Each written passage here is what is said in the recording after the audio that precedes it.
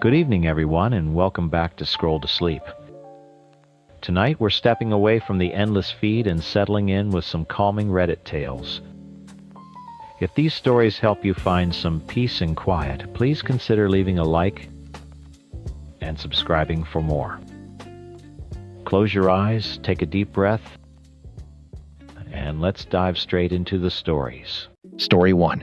I paid for my stepdaughter's education, car, and dream wedding. Then she replaced me with her deadbeat dad, so I cut them off and shattered everything. My stepdaughter, Sarah, is getting married on August 3rd. The whole wedding planning process has been consuming her and her mom's time for months now. I'm talking about every conversation, every free minute. They're obsessing over it. I say her mom because, well, we've been living together for about 10 years, but we're not married. Honestly, after everything that's happened, I'm really glad we never tied the knot. Anyway, back to Sarah. She graduated last December from university, which, by the way, I paid for. It was a state school, so it wasn't Ivy League expensive, but still, $4,000 is nothing to sneeze at. It's not just college I helped with either. I also bought her a car so she could get to and from school. She's been living with us throughout her college years and even after she graduated, still with no job. She just chills at the house while planning her wedding. Now, let me tell you about her real dad, David. A total deadbeat. He pops in and out of her life like some ghost that only shows up when it suits him.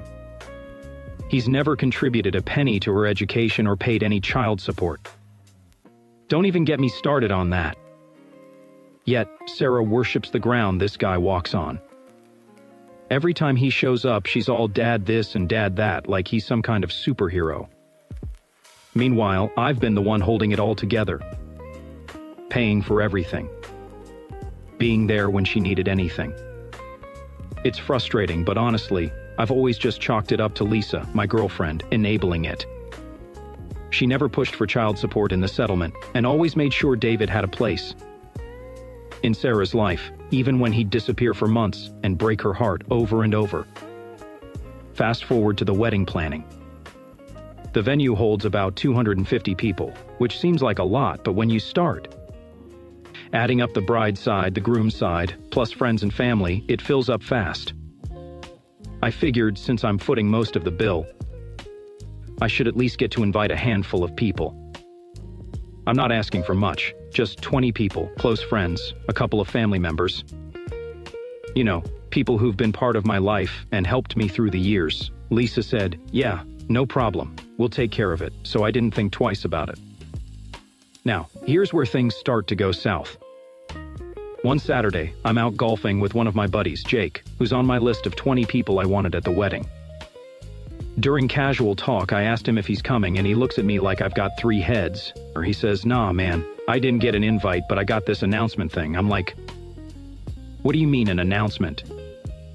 He goes to his car, digs around in the back seat through months of old mail, and pulls out the envelope. Sure enough, it's a wedding announcement. Not an invitation. Guess whose name isn't on there? Mine. It's got David's name, her real dad, and Lisa's name. But nowhere does it mention me, the guy who's paying for this whole thing. At that point, I could feel the heat rising in my face. I kept my cool, but inside, I was furious. Later, I went home and confronted Lisa about it. What does she say? "Oh, well, 250 is a tight number, and we had to make some cuts." Wait, what? My people, the 20 people I wanted at this wedding, didn't make the cut? I'm the one bankrolling this thing, and I can't even have 20 of my own people there? It was one of those moments where you can't even believe what you're hearing. Like, how did this even happen? I'm standing there seething, while she's trying to explain how there just wasn't enough room, and that if some people don't please reply, maybe we could squeeze a couple of my people in. At this point, I'm already thinking of pulling the plug on this whole thing. I mean, if they're not going to respect me enough to include the few people I care about, why am I even involved? But the real kicker came the next day. Sunday dinner, we're at Sarah's fiancé's parents' house, just your typical family dinner. Except when we get there, guess who's at the table? Yep, David, the deadbeat dad himself. We sit down to eat, and halfway through the meal, Sarah drops the bomb on us.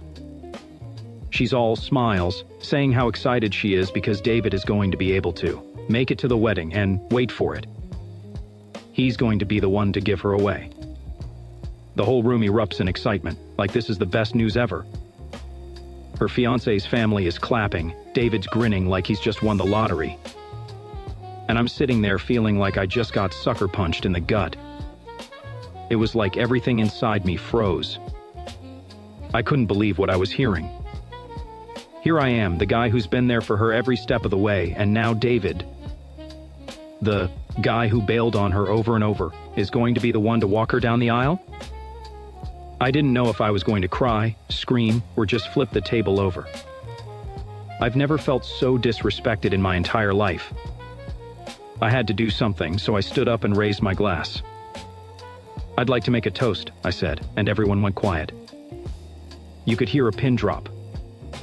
I don't remember everything I said word for word, but the gist of it was this: it's been a pleasure being part of this family for the last 10 years. But today, Sarah and her fiancé have shown me something really important.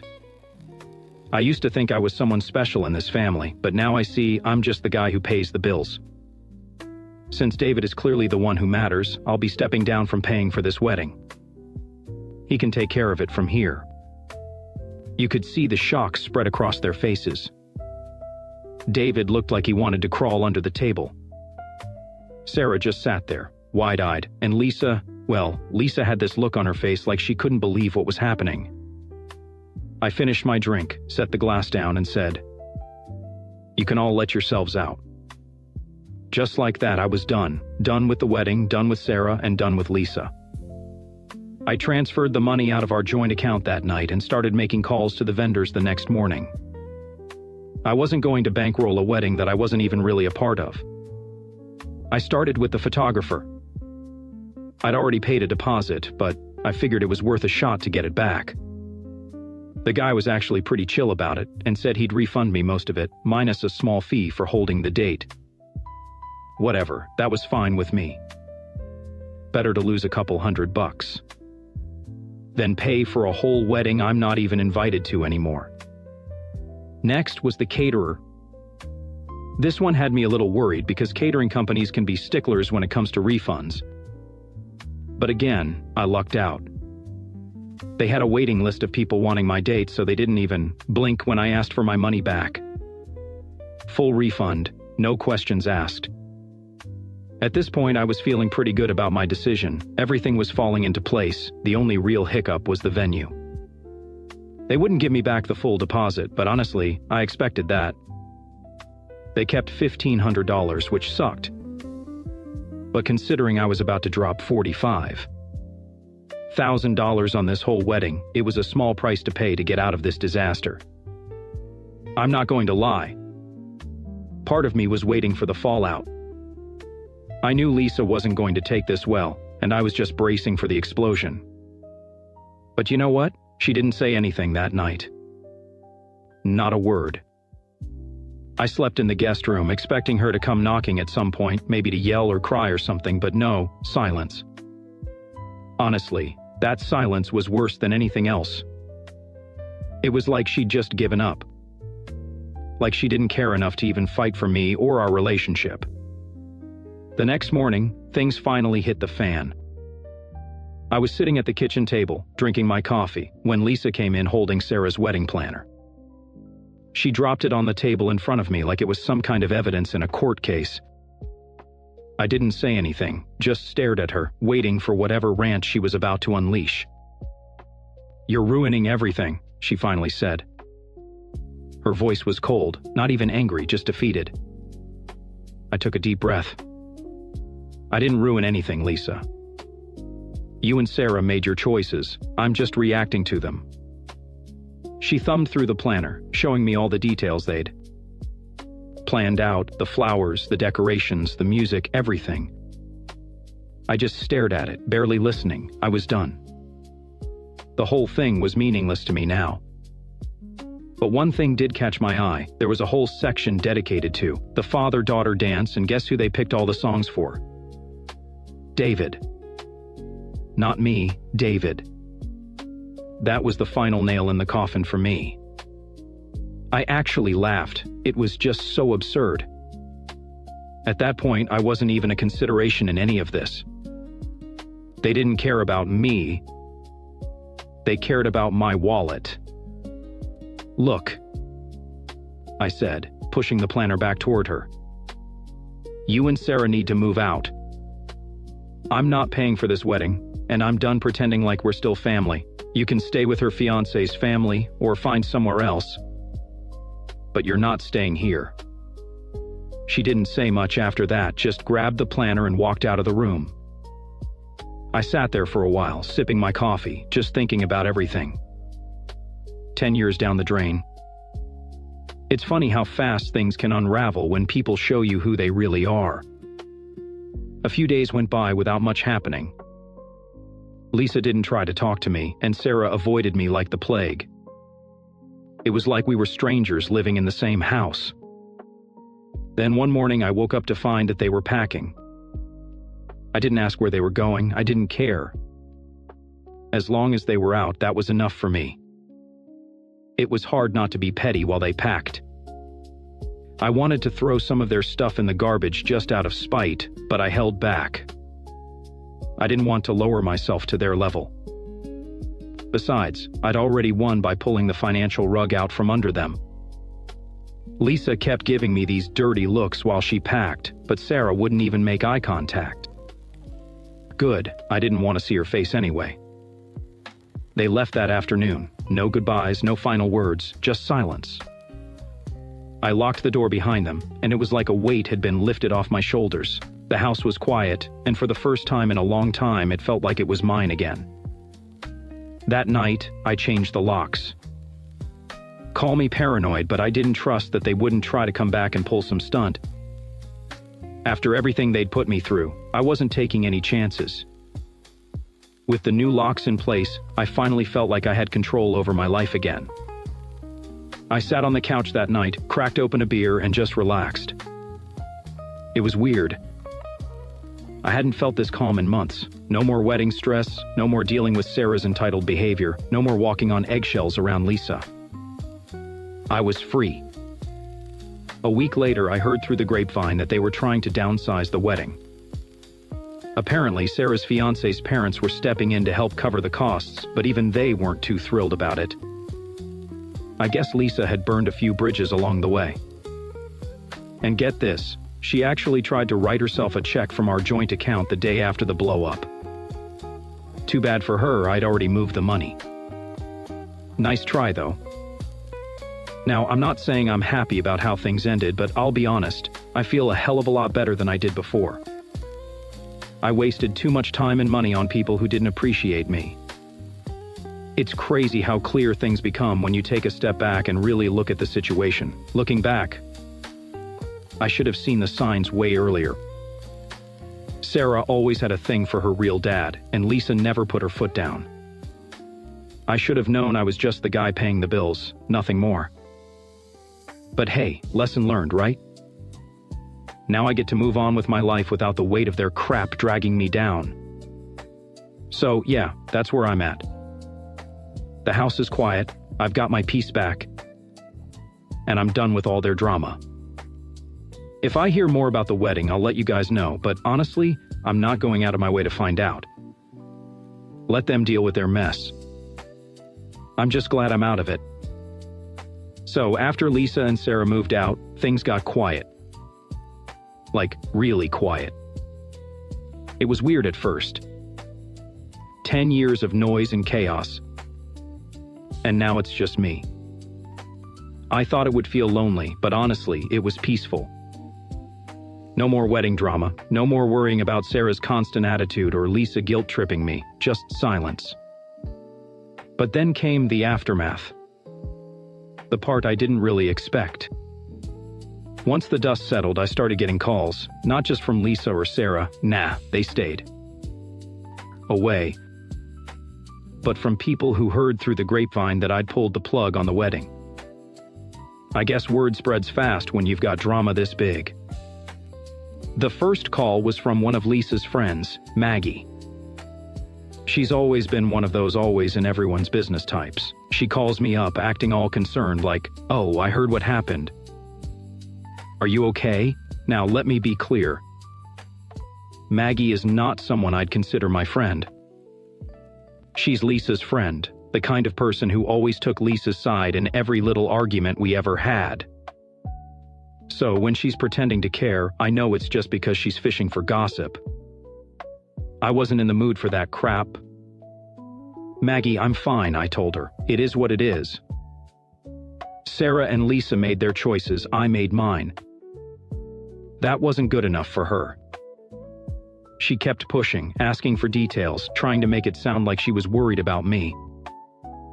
I could tell she just wanted to hear me badmouth Lisa or Sarah. But I wasn't giving her the satisfaction. Well, she said, I just think you should know that Sarah's really hurt. She didn't mean to exclude you like that. Oh, really? She didn't mean to? I mean, how do you accidentally exclude someone from their own life? I bit my tongue because the last thing I needed was more drama. I kept it short and ended the call. But I knew that wasn't the last of it, and I was right. A couple of days later, I got a call from Sarah's fiance's mom, Joyce. Now, I'd always thought Joyce was nice. We weren't close or anything, but she seemed like a reasonable person. This call was different, though. She was pissed. She jumped right into it, no small talk, just pure anger. You've ruined everything, she yelled. Do you have any idea what you've done to Sarah and Lisa?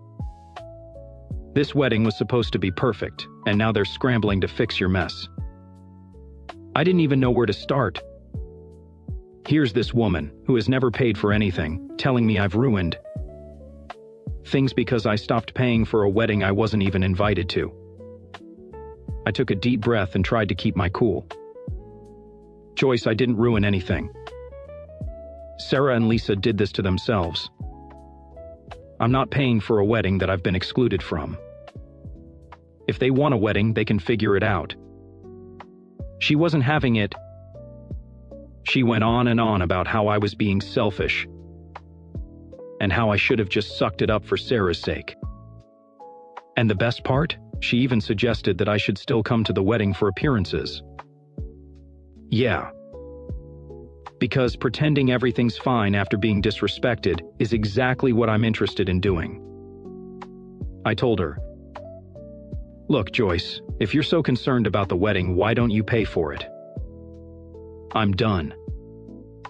She didn't have much to say after that, just muttered something under her breath and hung up. That was the last time I heard from her, thank God.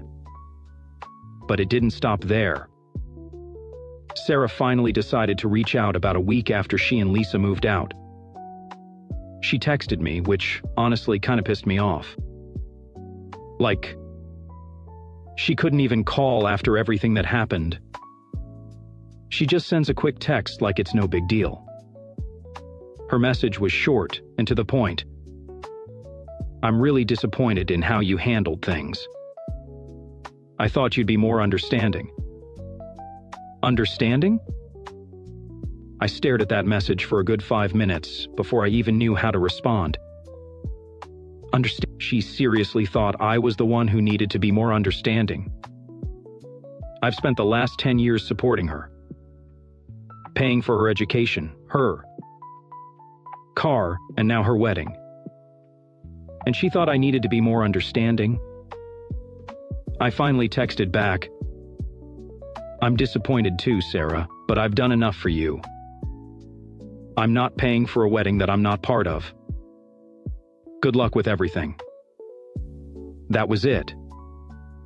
She never replied, no apology, no explanation, nothing. Just silence. And honestly, that hurt more than I thought it would. I wasn't expecting her to grovel or anything, but I guess part of me hoped she'd realize how much she'd screwed up. But no, nothing. After that, things went quiet again. No more calls, no more texts. It was like they'd all just erased me from their lives, which I guess was for the best. But even though the drama had died down, I couldn't help but feel like I was mourning something.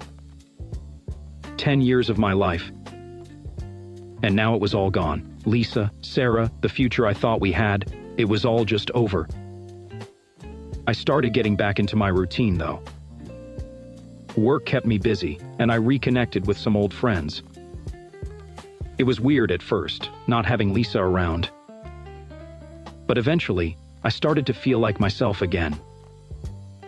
I realized how much of my energy had been spent on keeping that relationship going, even when it was clear I wasn't getting anything back. One night, I ran into Jake again, the buddy who hadn't been invited to the wedding. I told him everything that had gone down.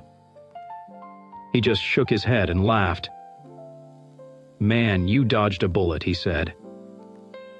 "If they couldn't even respect you for this, imagine how things would have been down the line." He was right. I'd spent so much time trying to make things work with Lisa and Sarah, thinking that one day they'd appreciate me, but it was never going to happen. And honestly, I'm better off without them. So yeah, that's where things stand. I haven't heard anything about the wedding since then, and I don't really care to. Lisa and Sarah made their choices, and I made mine. I'm moving on with my life, and it feels good to finally be free of their drama. If there's one thing I've learned through all this, it's that you can force people to respect you, no matter how much you do for them. If they don't see your worth, they never will. And that's fine. I'm done trying to prove myself to people who don't care. Now, if you'll excuse me, I've got a quiet night ahead of me. No more wedding stress, no more family drama, just peace. Update 1. A couple of weeks after everything settled down, I was starting to get used to my new routine. Life was quieter, a lot less stressful. I had the house to myself. And for the first time in a long while, it actually felt like my home again. I thought I'd finally left all the drama behind, but of course that wasn't going to happen. I should have known better. It started on a random Thursday afternoon. I was at work, going about my day like normal, when I got this call from a number I didn't recognize. I usually ignore those, but for some reason I picked up this time. Guess who it was? David. Yeah, that David, the real dad.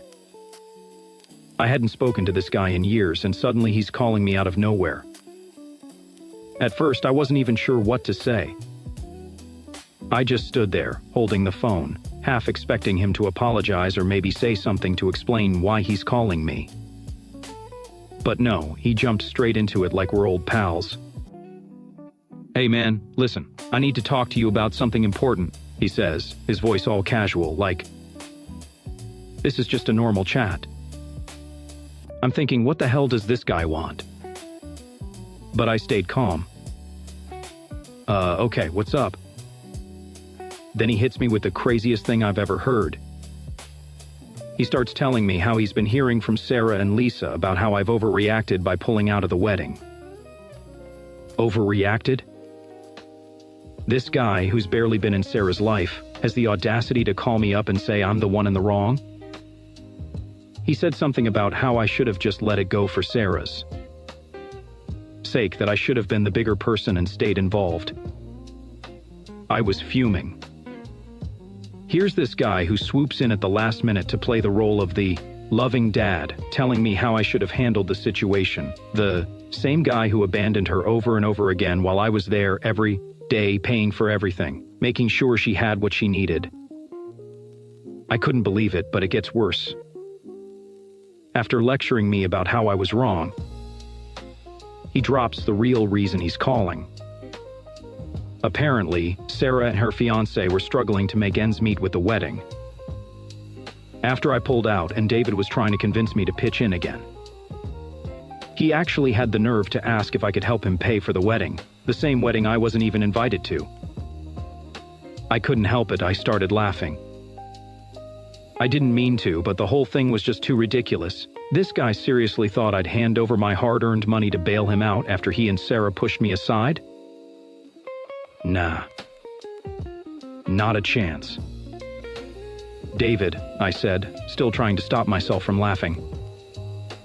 There's no way I'm giving you a single cent. You and Sarah made your choices. You want to play dad? Go ahead and pay for the wedding yourself. There was a long pause on the other end of the line. And for a second, I thought maybe he'd hung up. But then he sighed and said, "Come on, man, we're family. This is for Sarah's happiness." That hit a nerve.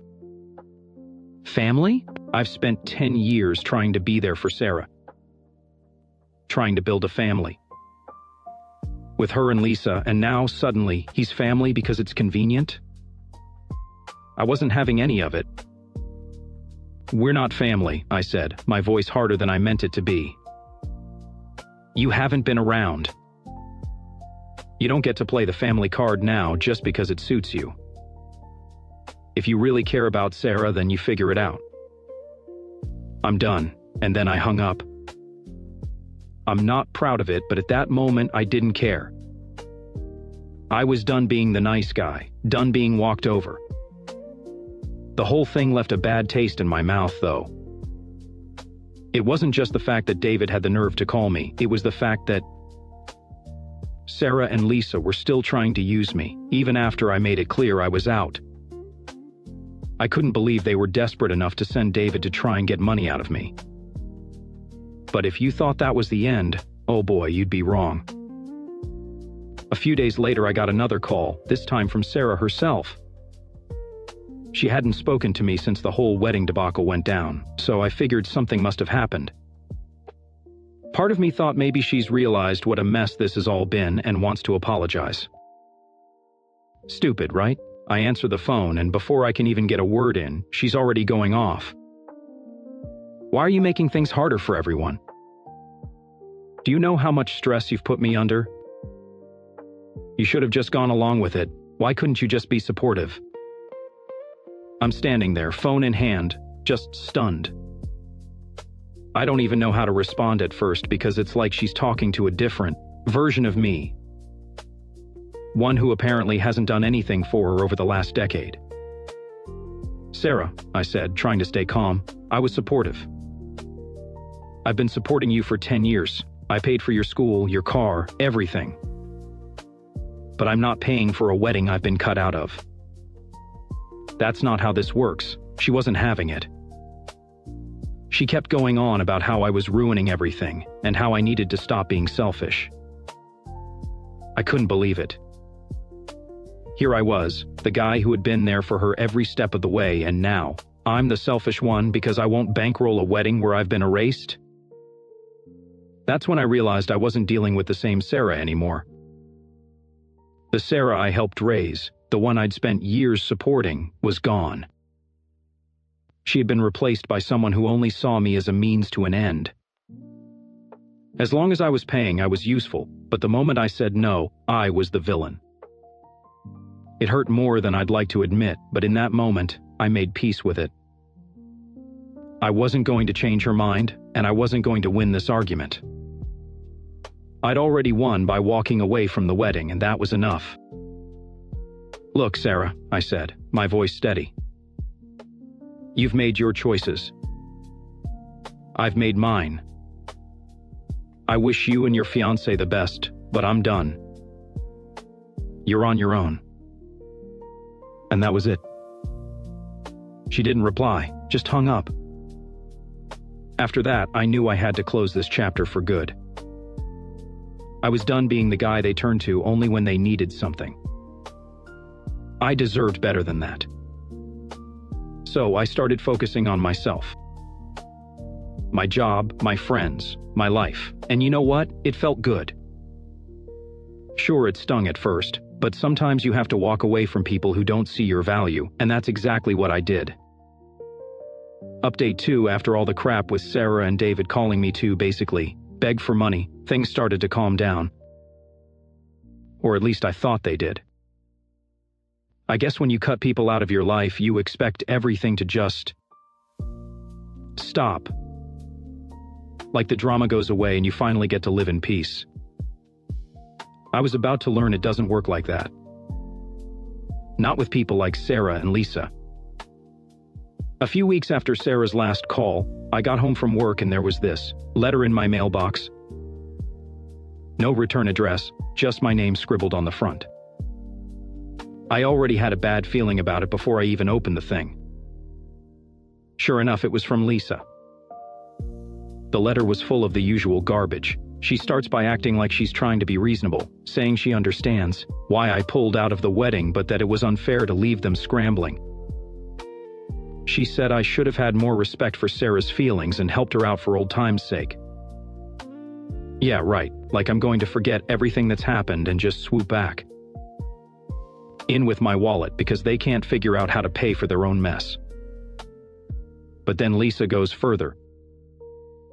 She actually tries to guilt trip me by saying Sarah's struggling with depression now because of everything that's happened. She writes, "She's been really down ever since you cut her out, and it's affecting her mental health. I'm worried about her.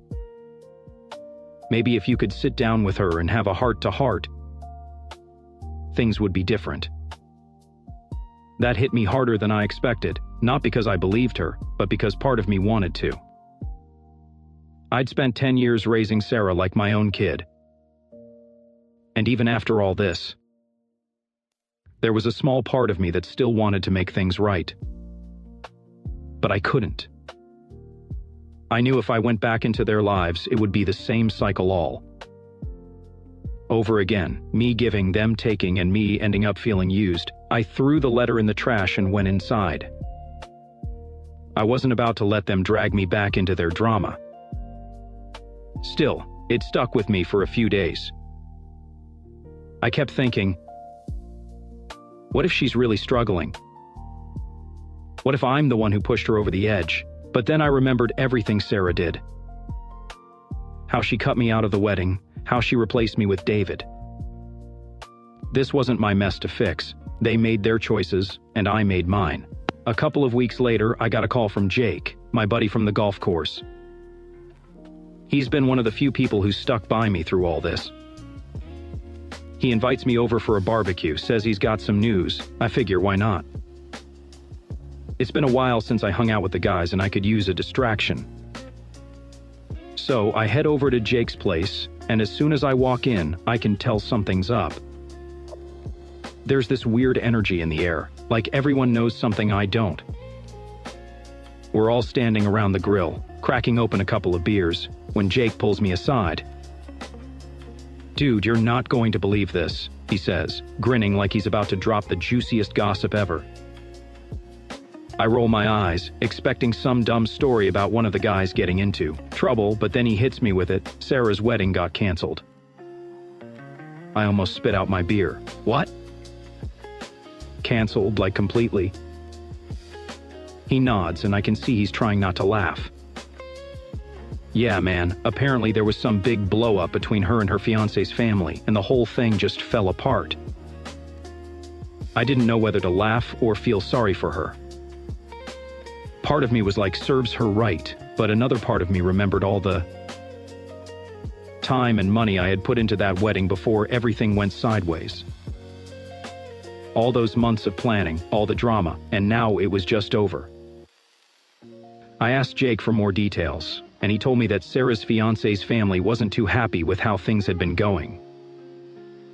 Turns out, Sarah and Lisa had been pushing for an even bigger wedding than they originally planned, and when.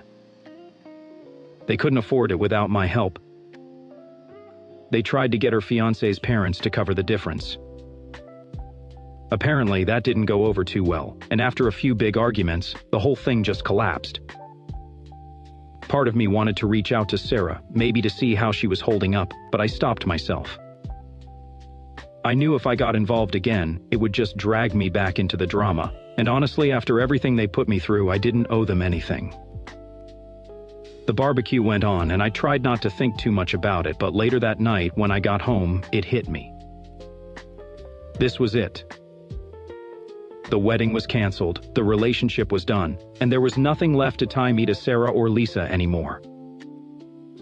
It was a weird feeling. like I had finally closed the book on this whole chapter of my life. Over the next few weeks, I started focusing more on myself. I picked up some new hobbies, spent more time with friends, and even started dating again. It felt good to move on. Like I was finally living for me, instead of always worrying about someone else's problems. One day, out of the blue, I got a text from Lisa. I hadn't heard from her since the letter she sent about Sarah's depression. The message was short and cold. Just wanted to let you know we're moving out of state. Sarah's starting over. I stared at my phone for a while after reading it, trying to process how I felt. I guess part of me was relieved. Them moving away meant I wouldn't have to worry about running into them or dealing with their drama again. But another part of me felt empty, not sad exactly, but like something had finally come to an end, and I wasn't sure how to feel about it. I didn't respond to the text. There was nothing left to say. So, that's where things stand now. Sarah and Lisa are out of my life for good, and I'm finally free. It took a lot of crap to get here, but I feel like I've come out the other side stronger. Sure, it still stings sometimes, thinking about how things ended. But I've learned that some people just aren't worth the effort. You can bend over backward for them, but if they don't see your worth, it's never going to work. And now, I'm just focusing on me.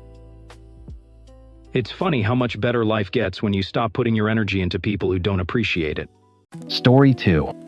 My thumb hovered over the confirm button for the third time, just rereading the details. 2 round-trip tickets to Denver. A hotel reservation a block away from Mary's campus apartment.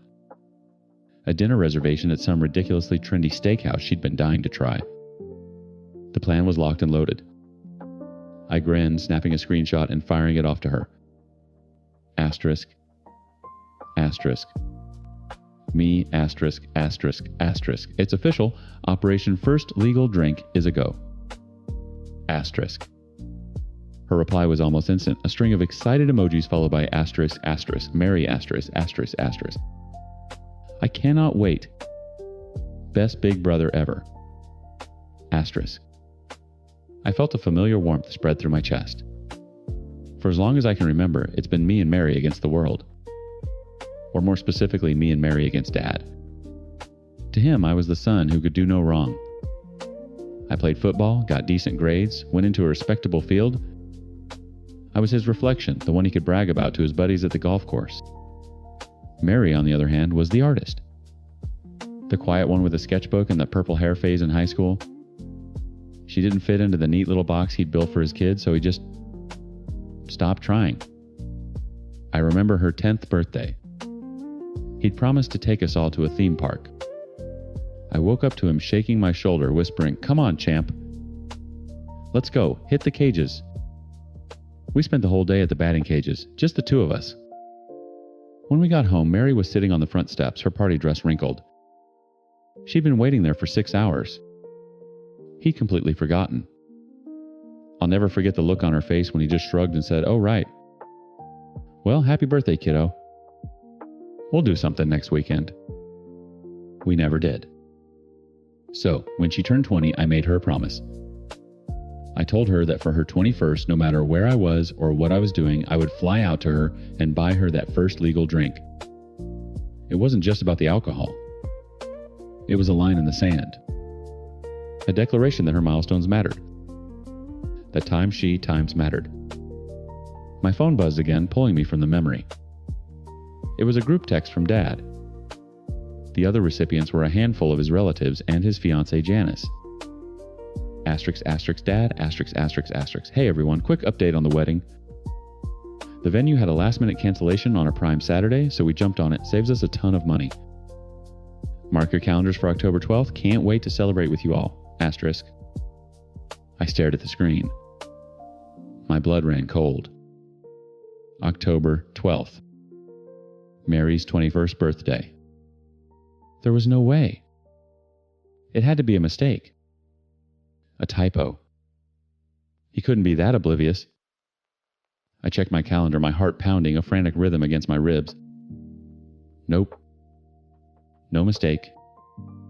My fingers flew across the screen, dialing his number before my brain could even process the rage that was building inside me. He picked up on the second ring, his voice obnoxiously cheerful. Lawrence, hey son, did you see the good news? I saw the text, Dad, I said, keeping my voice level. It was a struggle. You do realize what day October 12th is, right?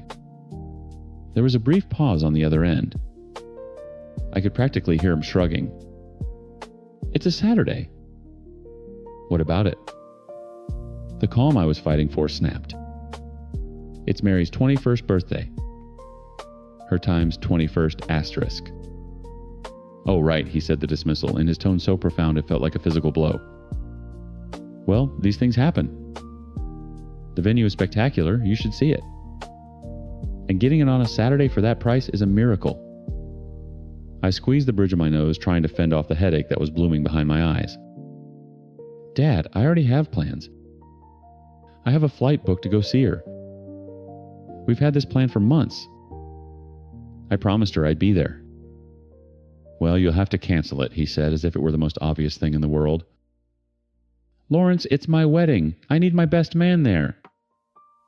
You can't just reschedule your wedding to her birthday and expect us to drop everything.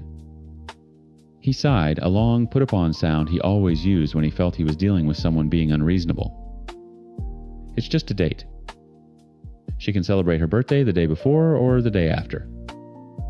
It's not a big deal. At times is times a big deal, I shot back, my voice rising.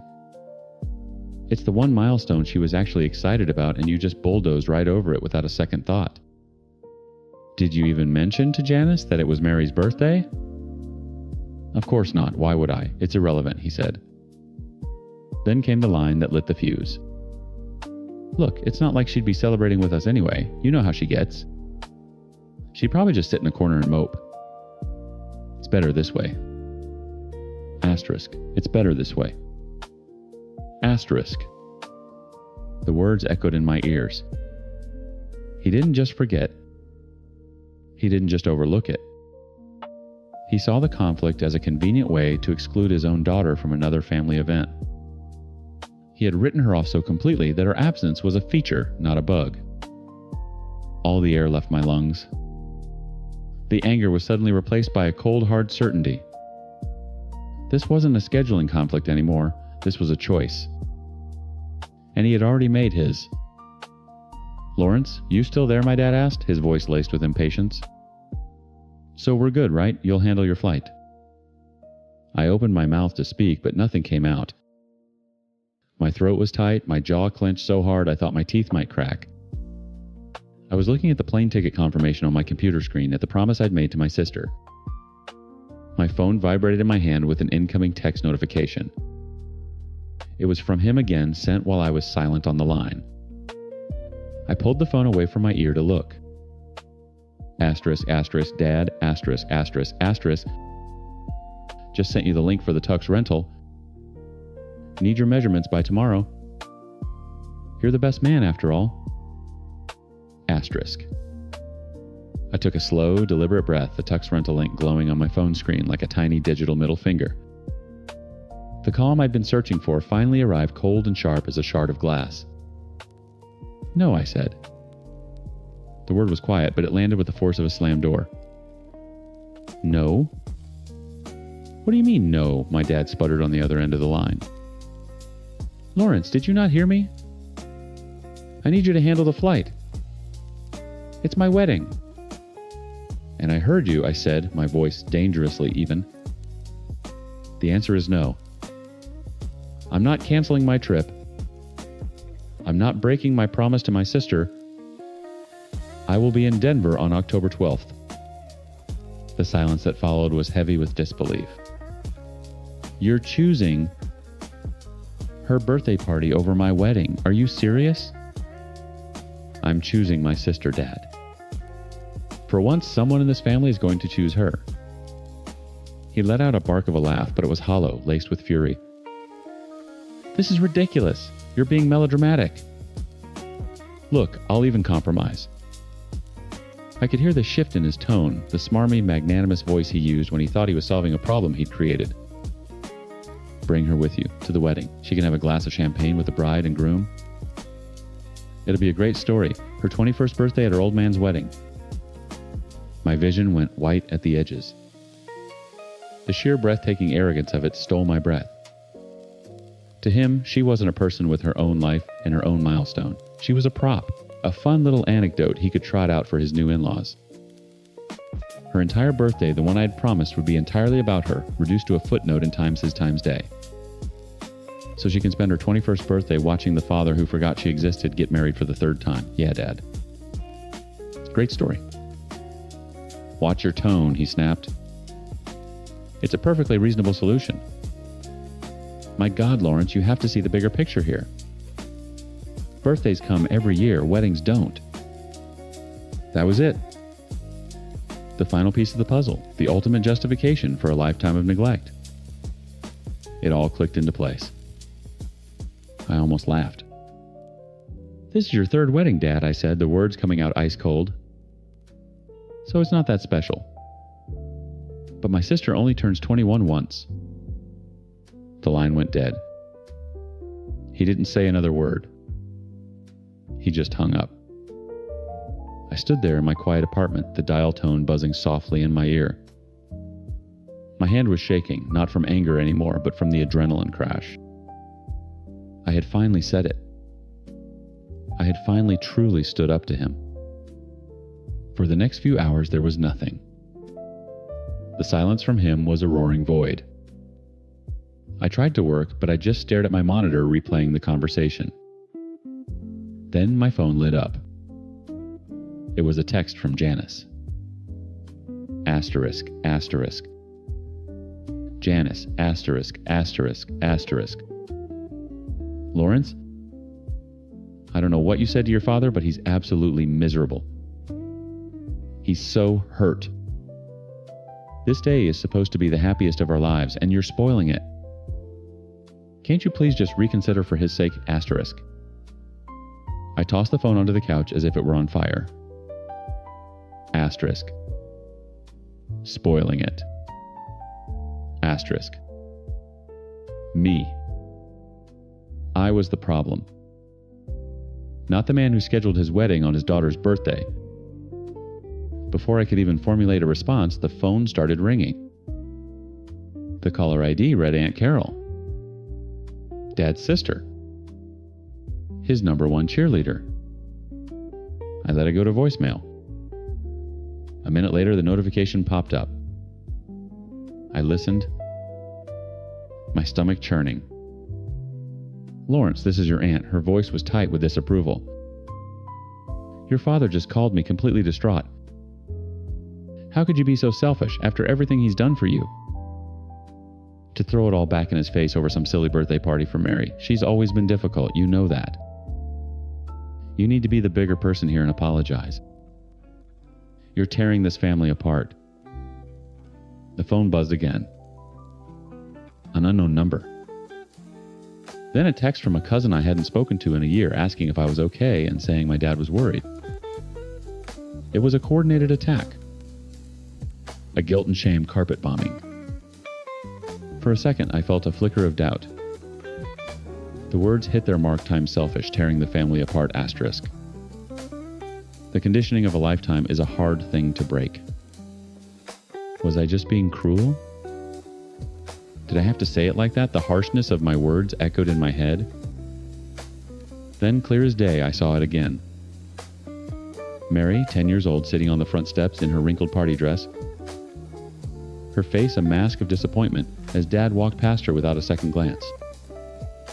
The doubt vanished, replaced by a surge of pure, unadulterated resolve. He didn't get to be miserable. He didn't get to be the victim. He'd made his choice a long time ago. Now, I was making mine. This wasn't revenge. This was a course correction. I picked up my phone, my fingers moving with a newfound purpose. I ignored the litany of texts and missed calls. Instead, I pulled up my confirmation email from the hotel in Denver. I found their number and dialed. "Hi," I said when the concierge answered. "I have a reservation under the name Lawrence Hayes for October 11th. I'd like to see about an upgrade." A few minutes later, I'd booked the corner suite with a city view and a balcony. Next, I found the website for the steakhouse and called them. I arranged for a bottle of their best champagne to be waiting at our table and for a custom dessert to be brought out. Then I booked 2 tickets for a concert I knew she'd love for the following night. I was burning through my savings and I didn't care.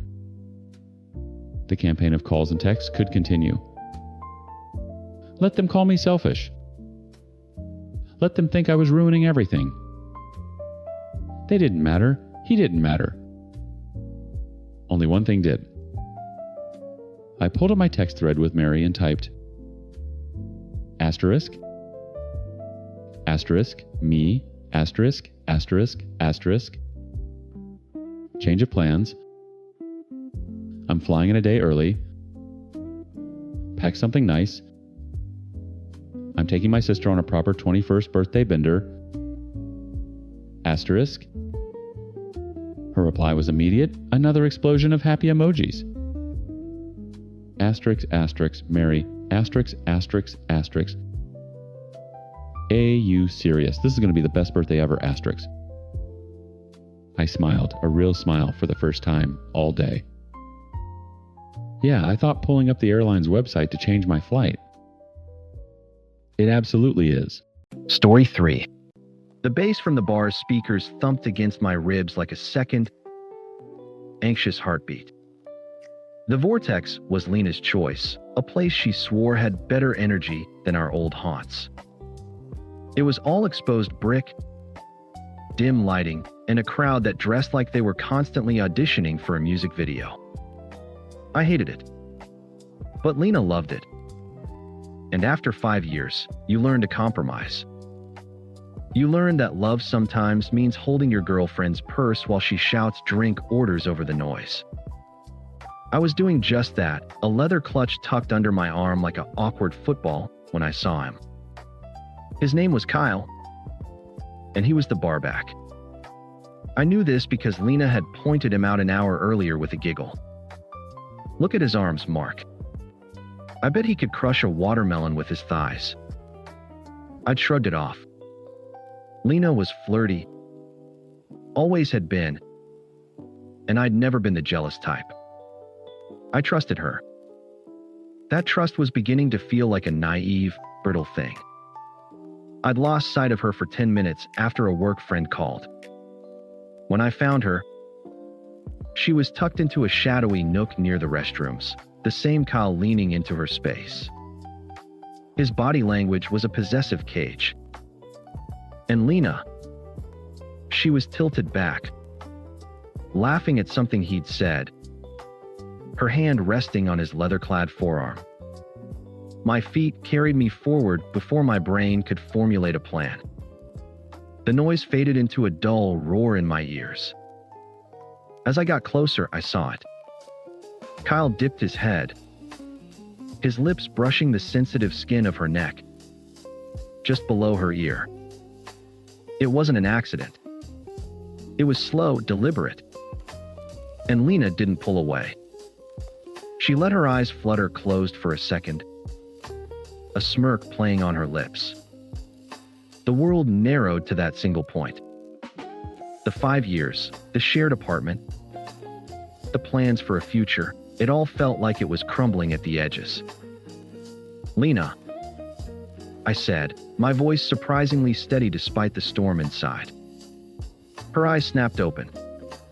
For a fleeting second, I saw guilt, but it was quickly washed away by annoyance. Kyle straightened up, giving me a look that was equal parts challenge and mockery before slinking off to stack glasses, his job done. What? Lena asked, her voice sharp. What was that? I kept my tone low, calm. I wouldn't cause a scene. That was her territory. What was what? God. Mark, don't be so dramatic. I'm not being dramatic. I just watched that guy kiss your neck. And you let him. She rolled her eyes, a practiced, theatrical motion. You were so paranoid. It was nothing. He was just joking around. You're ruining my night with your insecurities. The word insecure landed like a slap.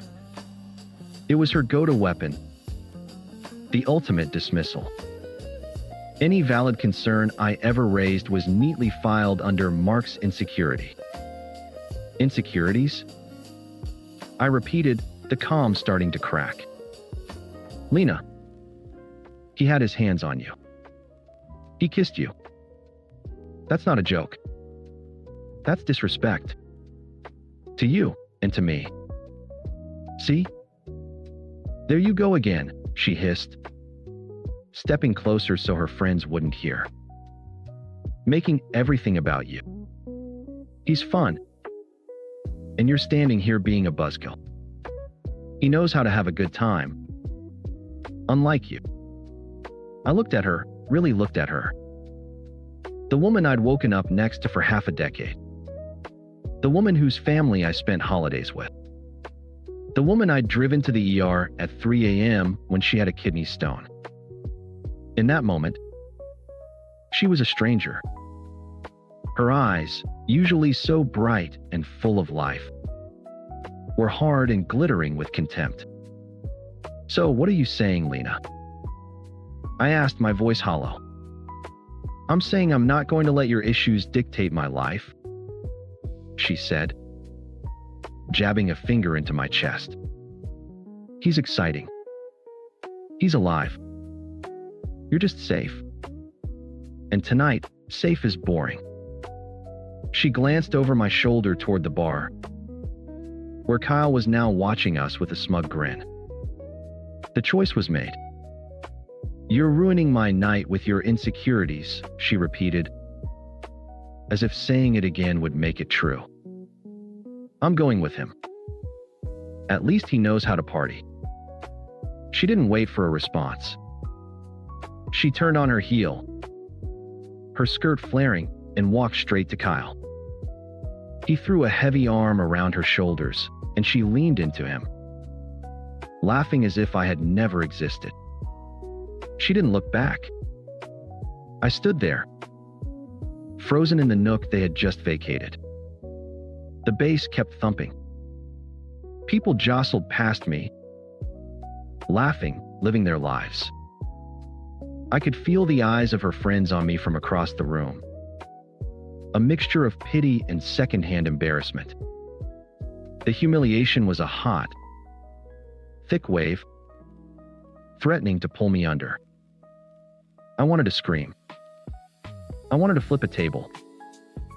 I wanted to march over there and demand what? An apology? Her return? The respect I should have commanded by default? But all that fire burned out in a single, cold breath. There was nothing to demand. She had shown me, in the clearest terms possible, what I was worth to her. Less than a few minutes of attention from a bar back. Less than the cheap thrill of a random Friday night. The Rock, after 5 years of steadfast presence, decided to roll away. I turned and walked out of the vortex. The cool night air hit my face like a blessing. I didn't run. I walked with a purpose I hadn't felt in years, my footsteps steady on the pavement. The anger was still there, a hot coal in my gut, but it was already being encased in a layer of ice-clear certainty. She wanted to go home with him? Fine. She wouldn't be coming back to mine. The drive home was conducted in a silence so profound it felt like its own entity. There was no radio, no screaming, no crying. Just the hum of the engine and the rhythmic swipe of the wipers against a light, misting rain. My mind wasn't racing. It was eerily still, a lake frozen over in a single, sudden frost. I didn't think about Lena and Kyle. I thought about logistics. I pulled into my parking spot in front of my apartment, and sat for a moment, looking at the warm glow of the living room window. Our apartment. For 5 years, this had been our shared sanctuary. Now, it was a crime scene, and I was the sole investigator, judge, and executioner. Inside, the silence was even louder. The blanket we'd cuddled under last night was still crumpled on the couch. A half-finished glass of her wine sat on the coffee table. The ghost of our life together was everywhere, but it had no power over me anymore. The vision of her tilting her head back for that man had exorcised every sentimental demon. I went to the hall closet and pulled out a stack of moving boxes I'd never gotten around to recycling.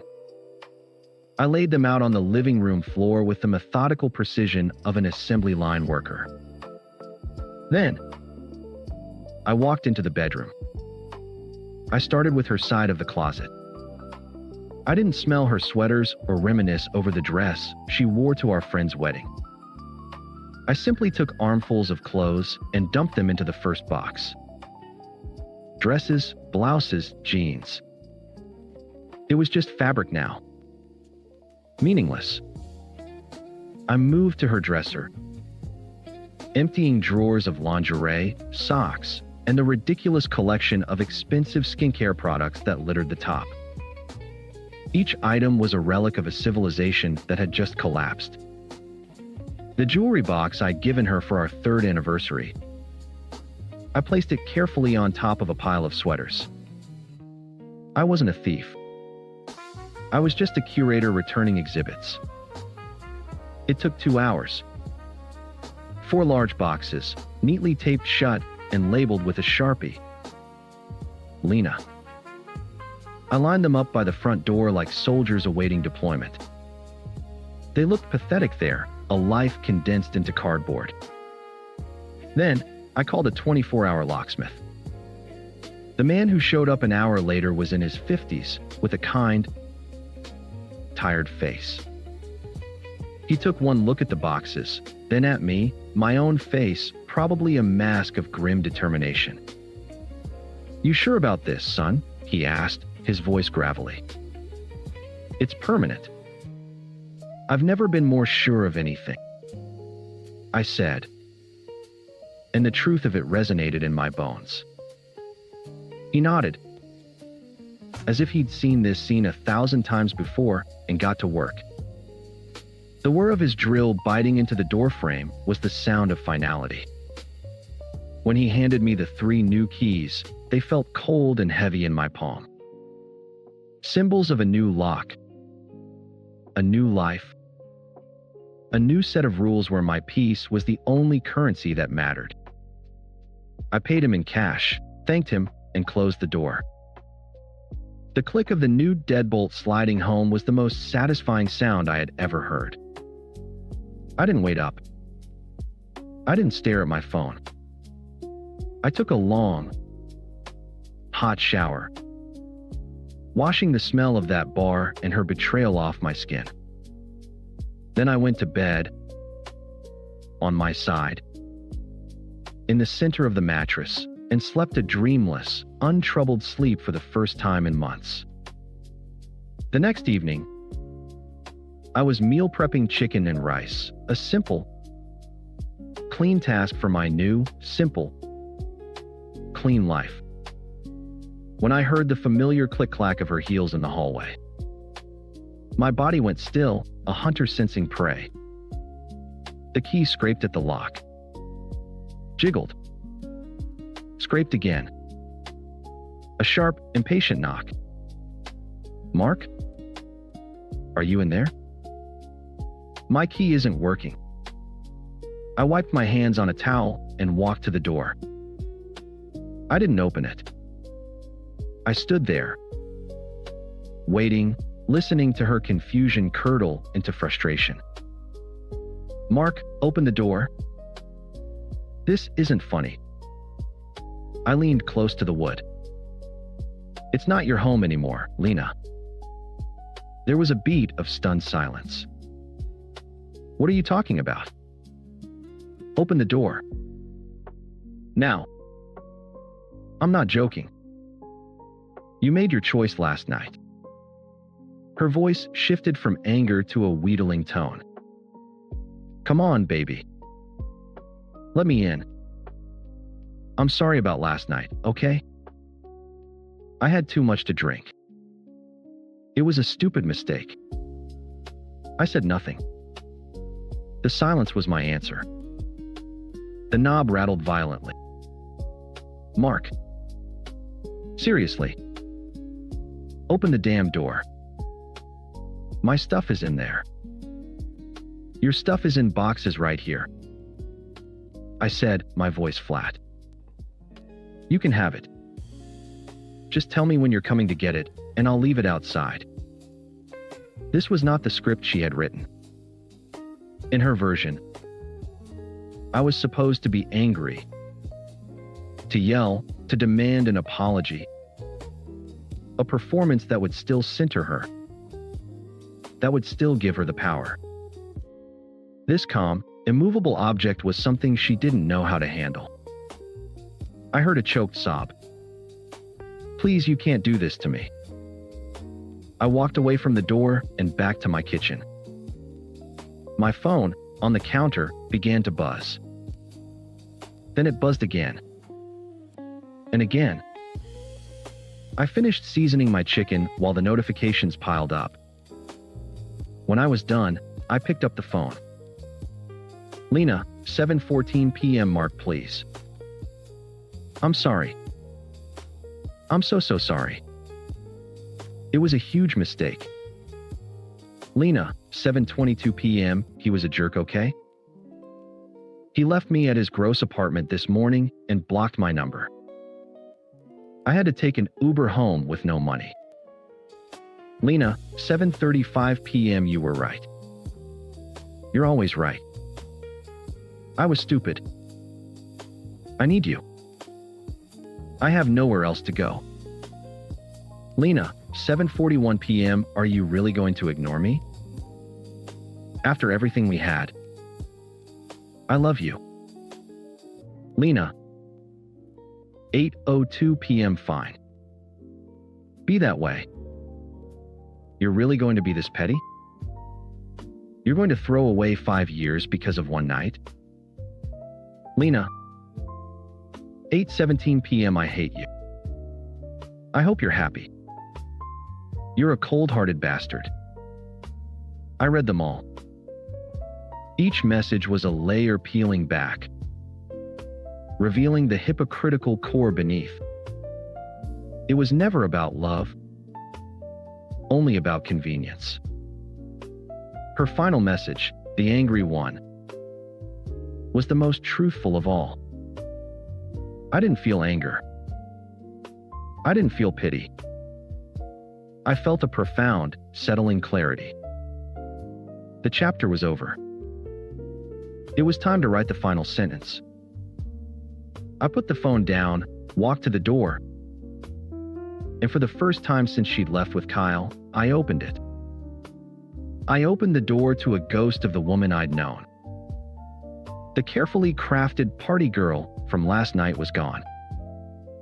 Her makeup was smudged, her hair was a mess, and her eyes were red raw from crying. She smelled like stale beer and desperation. In her hand, she clutched her phone like a lifeline. For a second, she just stared, shocked that I had actually appeared. Then, the performance began anew. Mark, she breathed, her voice cracking as she tried to push past me. Thank God. I've been out here for... I didn't move from the doorway. My body was a barrier. You can't come in, Lena. Her face crumpled. Why are you doing this? I said I was sorry. He was a mistake. He used me and left me. I have nothing. I said nothing. I just watched her, my expression neutral. My silence was a mirror, and she was forced to look at her own reflection. Don't you have anything to say? She shrieked, the anger returning in a flash. Your girlfriend tells you she was used and abandoned, and you just stand there? What is wrong with you? That's not my problem anymore, I said, my voice even. You stopped being my girlfriend the moment you chose to leave with him. What happens after that choice is yours to deal with. The callousness of my response, the absolute lack of emotional hook, left her floundering. She was used to my empathy, my instinct to fix her problems. That well was now dry. Are you happy about this? She whispered, her eyes wide with a new kind of horror. Are you happy that he hurt me? I don't feel anything about it, Lena, I said, and it was the truth. It's just data. You chose a man who would treat you like that. The consequence is that you were treated like that. It's a closed loop. I'm not part of it. This broke her. The anger dissolved into a pathetic, gulping sob. She reached out to grab my arm, but I took a subtle step back, just out of reach. The rejection was physical, and it stung. Please, she begged, tears streaming down her face. I have nowhere to go. My friends are all your friends. My mom, she'll just say I told you so. You're all I have. You're my home. I looked past her at the 4 cardboard boxes lined up against the wall.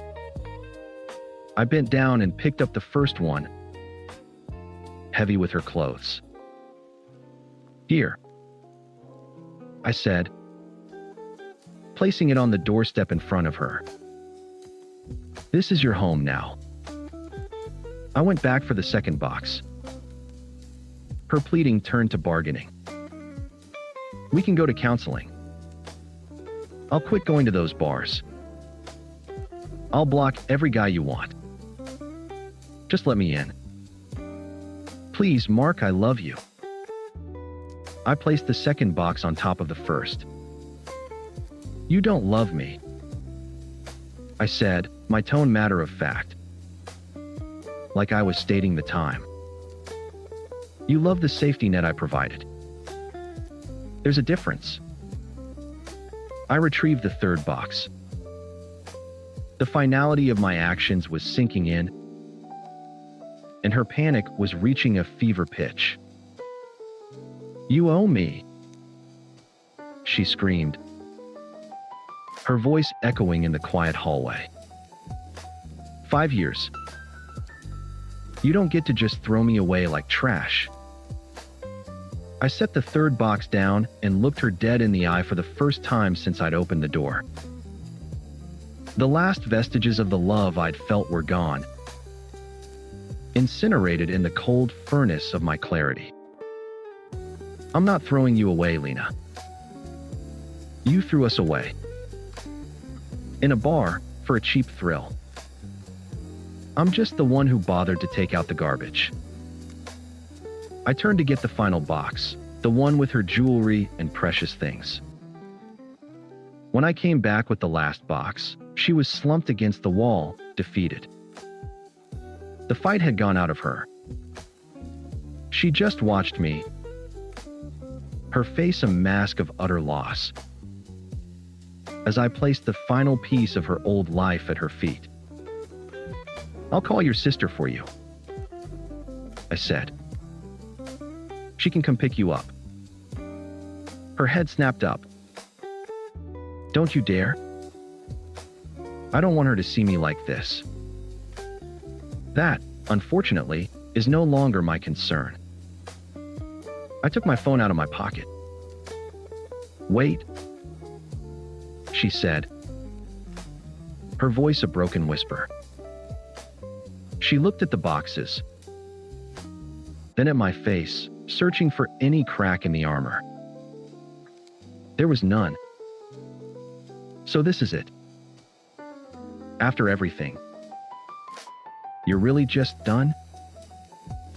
I met her gaze, and in that moment, I felt the complete and total absence of her in my life.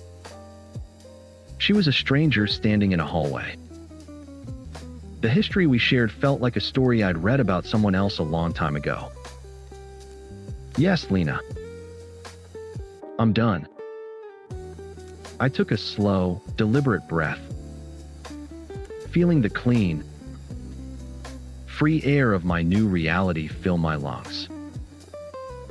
"I love the woman I thought you were. But that woman wouldn't have done what you did. She was a story I told myself.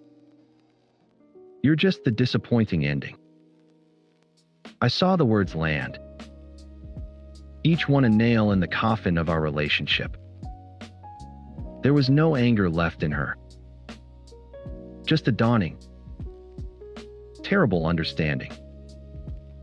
She had gambled everything on my weakness, on my inability to let go. She had lost. "I've moved on," I said. And it wasn't a boast, just a simple statement of fact. "You're irrelevant to my happiness now. You have been since the moment you walked away." I took one last look at the pile of boxes, at the shattered woman beside them. And then I stepped back into my apartment. "Goodbye, Lena." I closed the door. There was no shouting, no last-minute pounding. Just the sound of her quiet sobbing, which soon faded into the sound of her dragging her boxes down the hall. I walked back to my kitchen, to the meal I was preparing for my week ahead. The chicken was marinated. The rice was cooked. Everything was in order. The silence in my apartment was no longer empty. Story 4. I'm 34, been in a relationship for 4 years, and I just learned that some people will take credit for your entire existence, while forgetting you were breathing just fine before they showed up. Let me back up. I'm a software developer. Self-taught. No degree. Started coding at 15 in my bedroom. Built my first app at 17. Sold it for enough money to skip college and just keep building. By 25, I was freelancing full-time. By 30, I had my own small company. 3 employees, consistent clients, good income. Nothing massive, but stable and mine.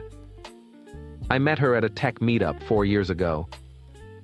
She had a master's in computer science, worked at a big firm, made good money. We clicked over debugging horror stories and awful client requests. Started dating. Moved in together after a year. Here's the thing. She helped me. I won't pretend she didn't. Taught me proper algorithm optimization. Helped restructure my code to be more efficient. Introduced me to people in her network. Some of those introductions became clients. Her technical knowledge made my work better. I've never denied that. But somewhere along the way, she started believing she'd built me from scratch. Started telling people she'd taken me under her wing. Started introducing me as someone she'd mentored into success. Started taking credit for my business like she was a co-founder instead of a supportive girlfriend. At first, I let it slide. Didn't want to seem ungrateful. She had helped. But the comments got worse. More possessive. More dismissive of what I'd done before her. You were just a freelancer when we met. I still am. Just with employees now. Because of the clients I brought you. 3 clients. Out of 20. I appreciate it, but I had 17 others before you. Doing what? Small projects? I elevated you. These conversations happened monthly. Then weekly. Then almost every time we were around her friends or colleagues. She'd diminish my past. Inflate her contribution. Make it sound like I was building WordPress sites in my parents' basement before she rescued me.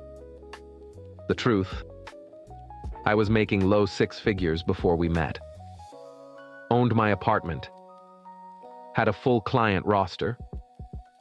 Was doing fine. Her help accelerated some things. Made other things better. But it didn't create me from nothing. Last weekend was the breaking point. Her company threw a celebration.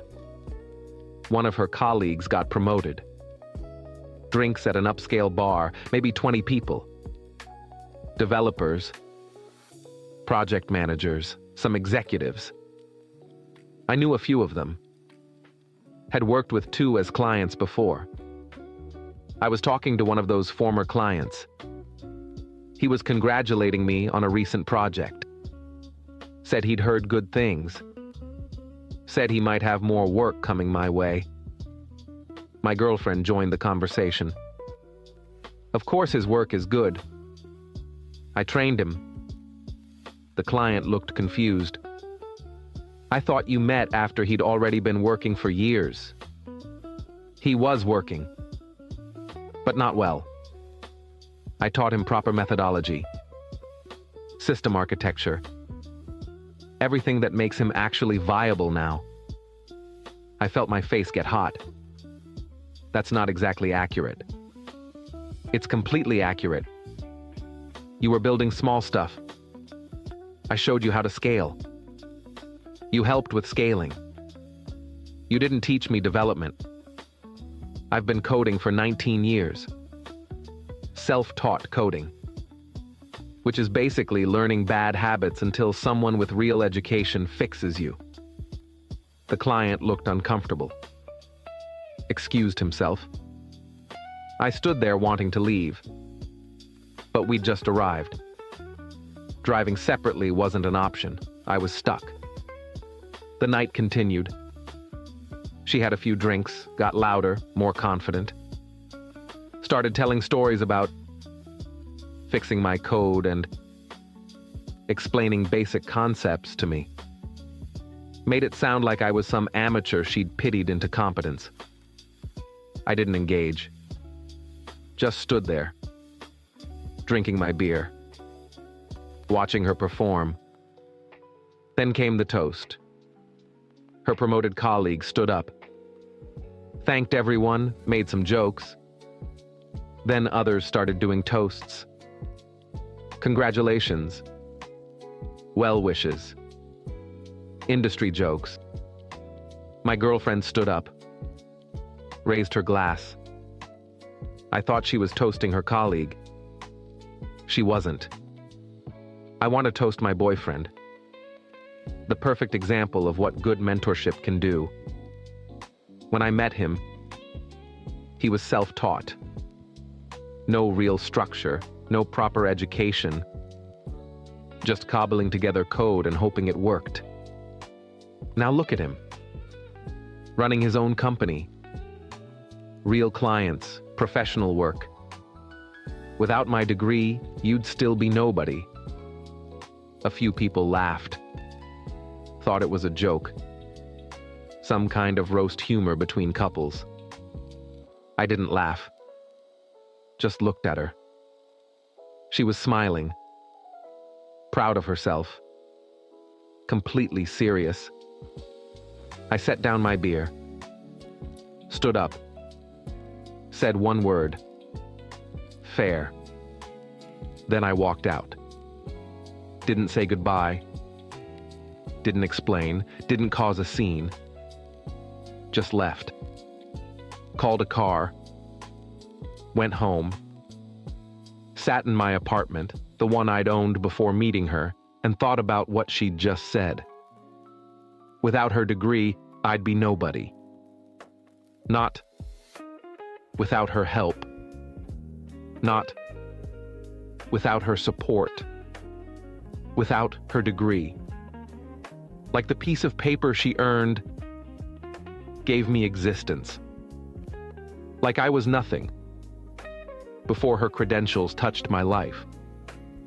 I pulled out my laptop, opened our shared documents. We had a lot of them. I'd built her a custom project management system for her side freelancing. She did consulting work outside her main job, used my software to manage it, tracked clients, invoices, deadlines, everything. That software was mine. I'd built it. She'd asked for it 2 years ago, said her company's tools were too clunky. Asked if I could make something simpler. I did. Spent 3 weeks building it, never charged her. Just gave it to her because she was my girlfriend. She relied on it every day. Had 40-some clients in there. Thousands of dollars in pending invoices.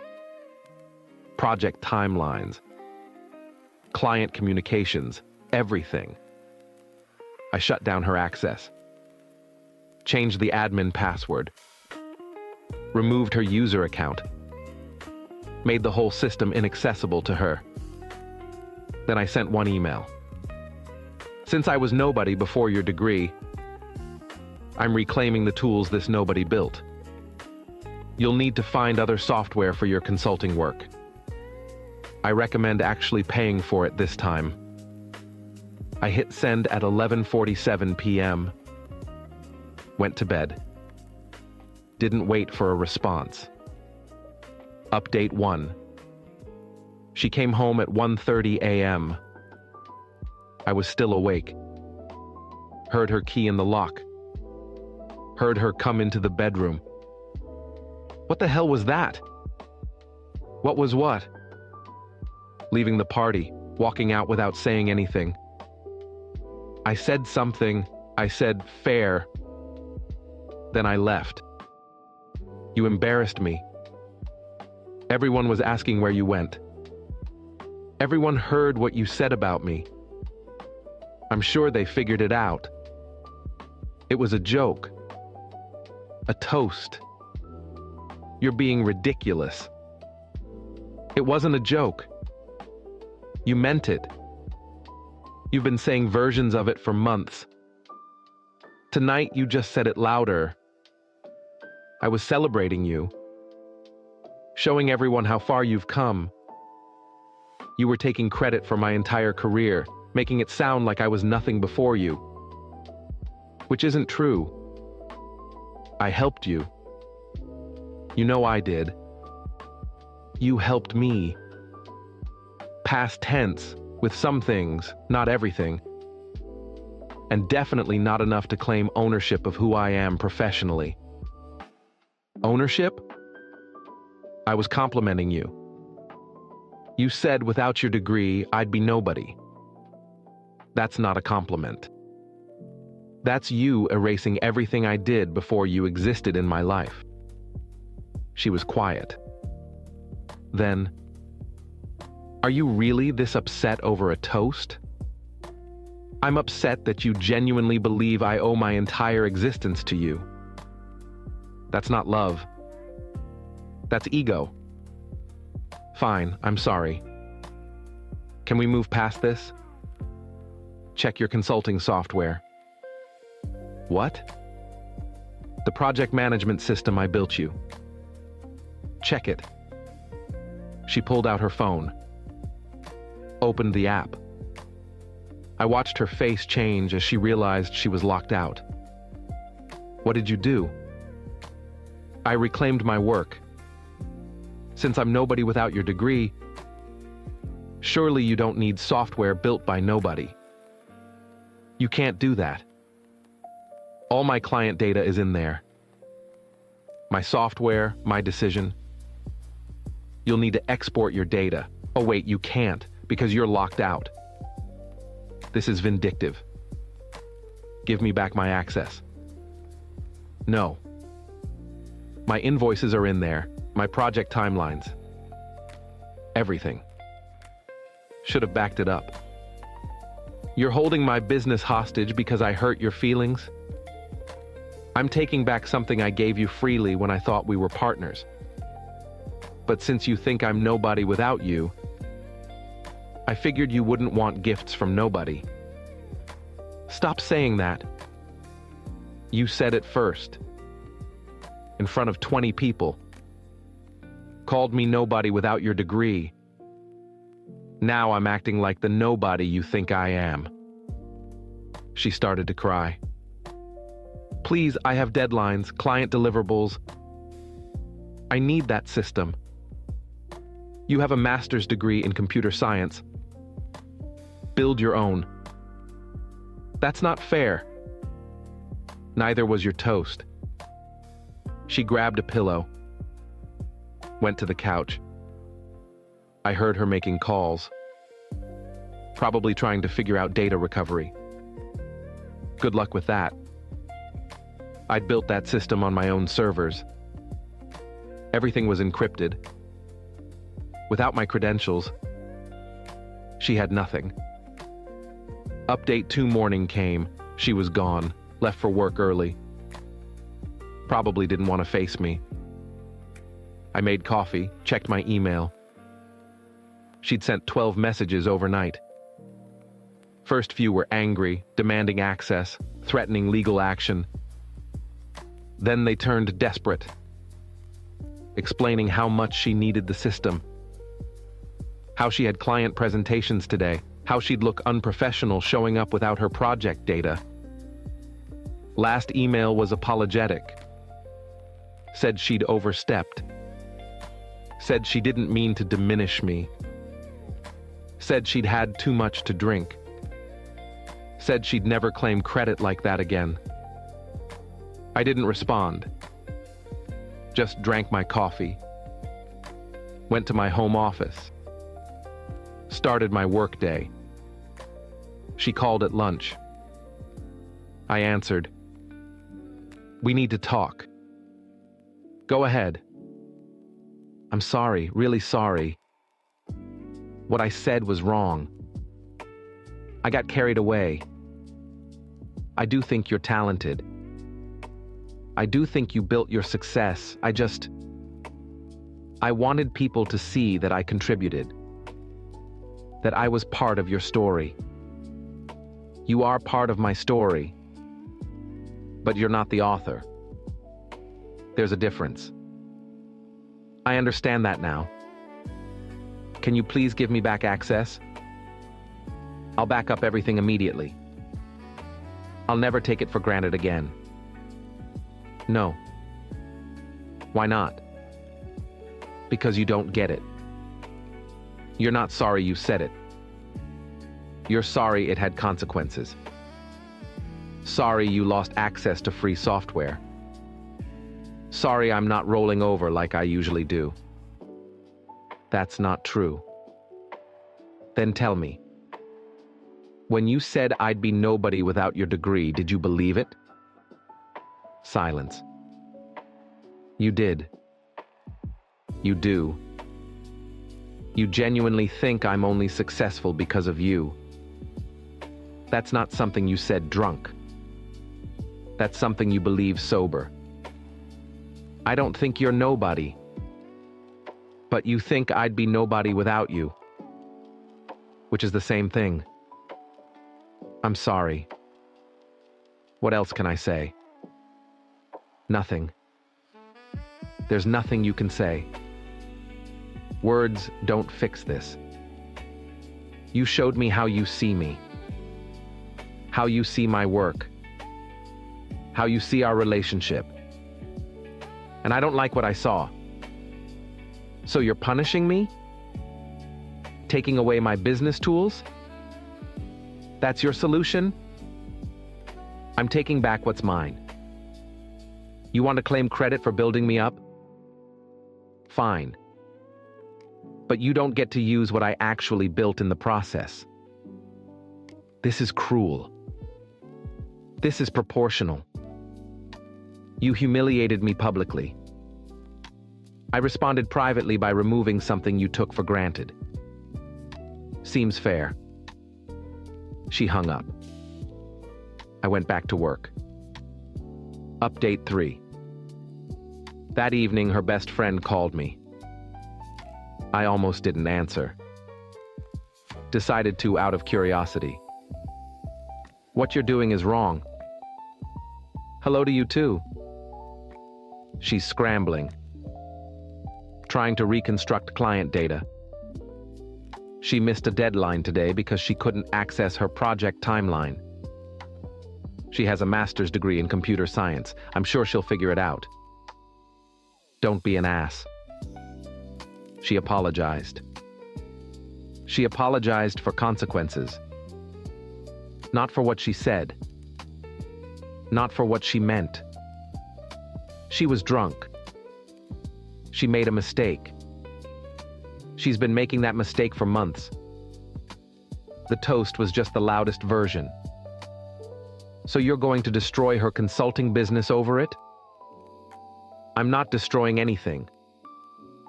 I'm just not supporting it anymore. Big difference. You built that system for her. She needs it. I built it when I thought she respected me. Respected my work. Respected what I'd accomplished before her. Turns out she doesn't. So why would I keep giving her free tools? Because you love her. Love doesn't mean accepting disrespect. It doesn't mean letting someone take credit for your entire professional existence. It doesn't mean providing free labor to someone who calls you nobody. She didn't call you nobody. Yes, she did. She said without her degree, I'd be nobody. Exact words. 20 witnesses. Her friend went quiet. She told me it was a joke. It wasn't. And she knows it wasn't. And now she's dealing with what happens when you disrespect someone who's been supporting you. You're being vindictive. I'm being done. There's a difference. She hung up. I ordered dinner. Watched TV. Felt nothing. No guilt. No regret. Just clarity. Update 4. 2 days later, she moved out. Said she couldn't be with someone who'd sabotage her career. I didn't argue, just helped her pack. Watched her take her stuff. Leave her key. Walk out of the apartment I'd owned before she ever existed in my life. Her last words. I hope you're happy. You proved your point. You destroyed what we had over your ego. My ego?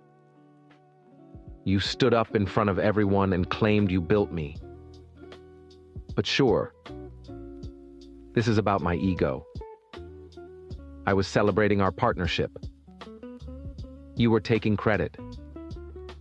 If you can't see the difference, that's why we're here. She left. I sat in my quiet apartment. Looked at the space where her stuff used to be.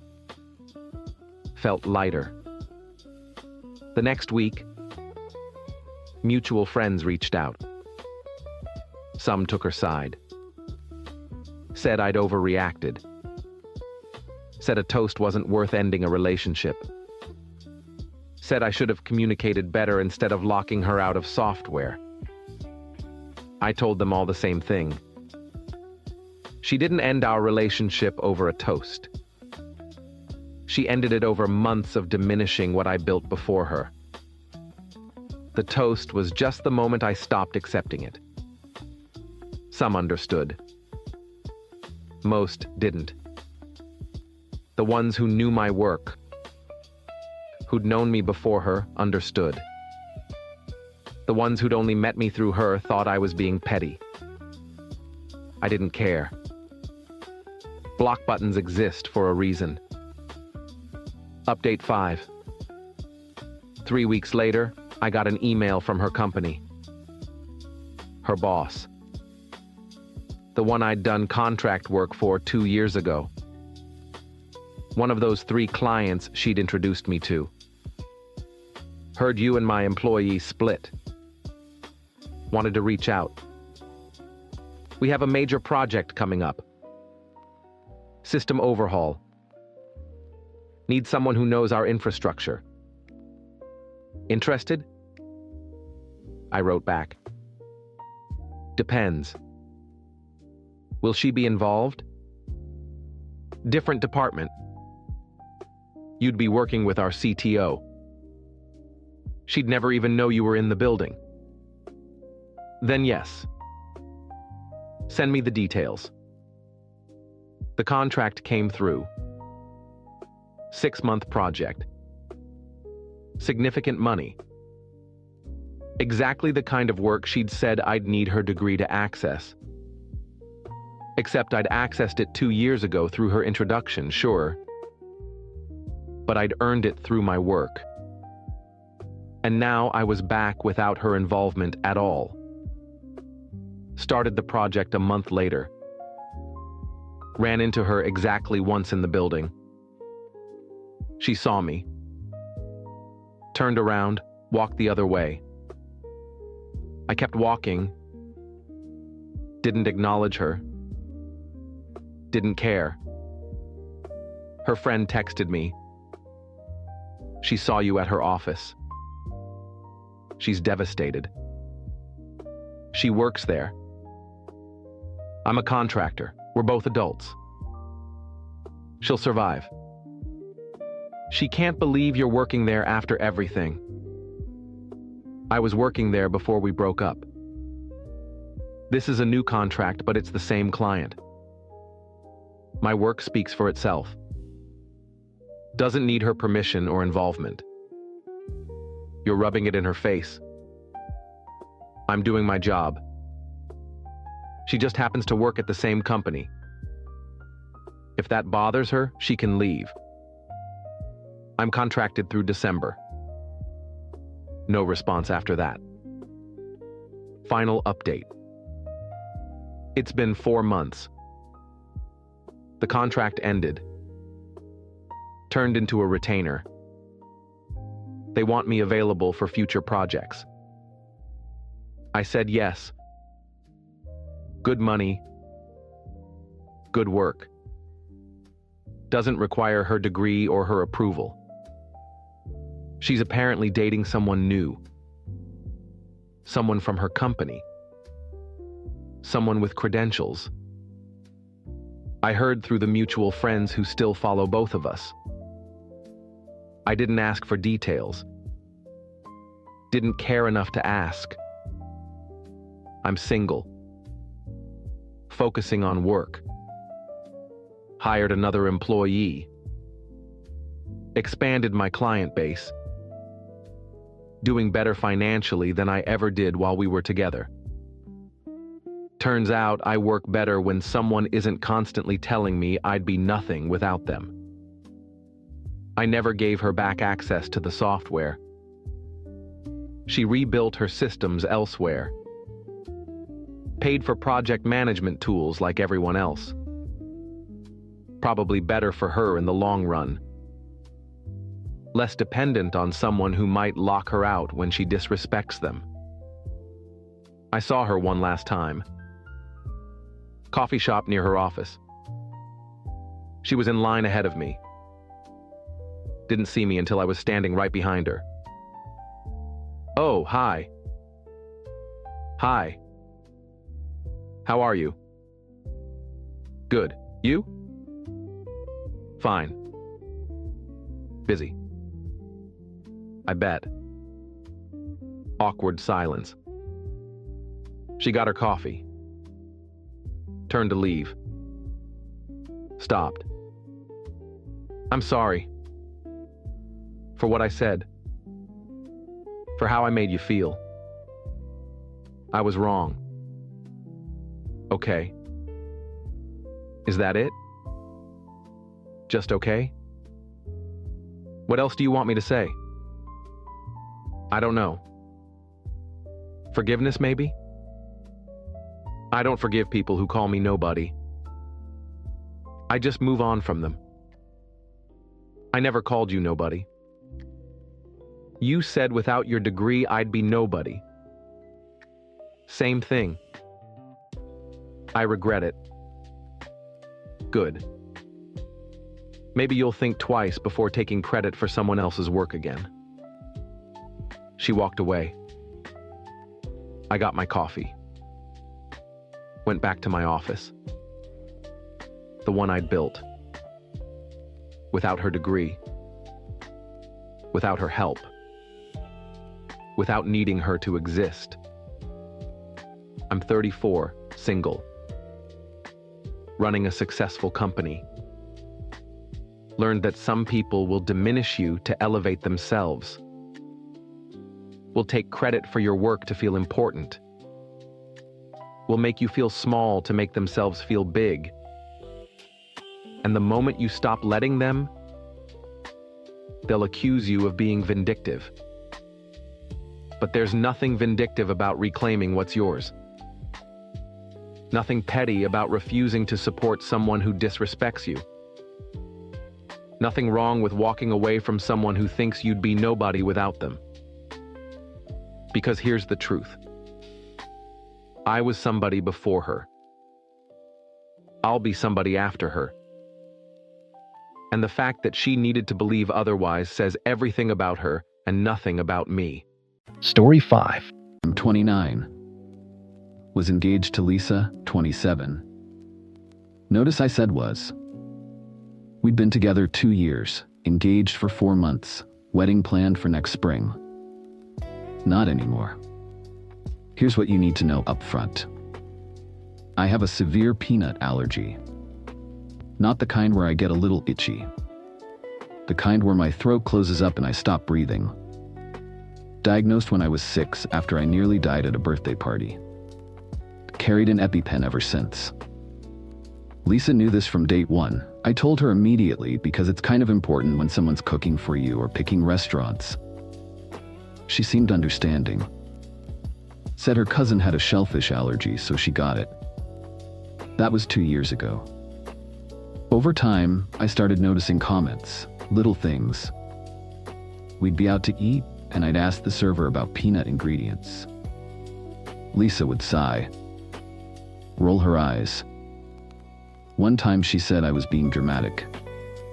I let it slide, figured she was just tired or didn't understand the severity. Then about 6 months ago, the comments got more pointed.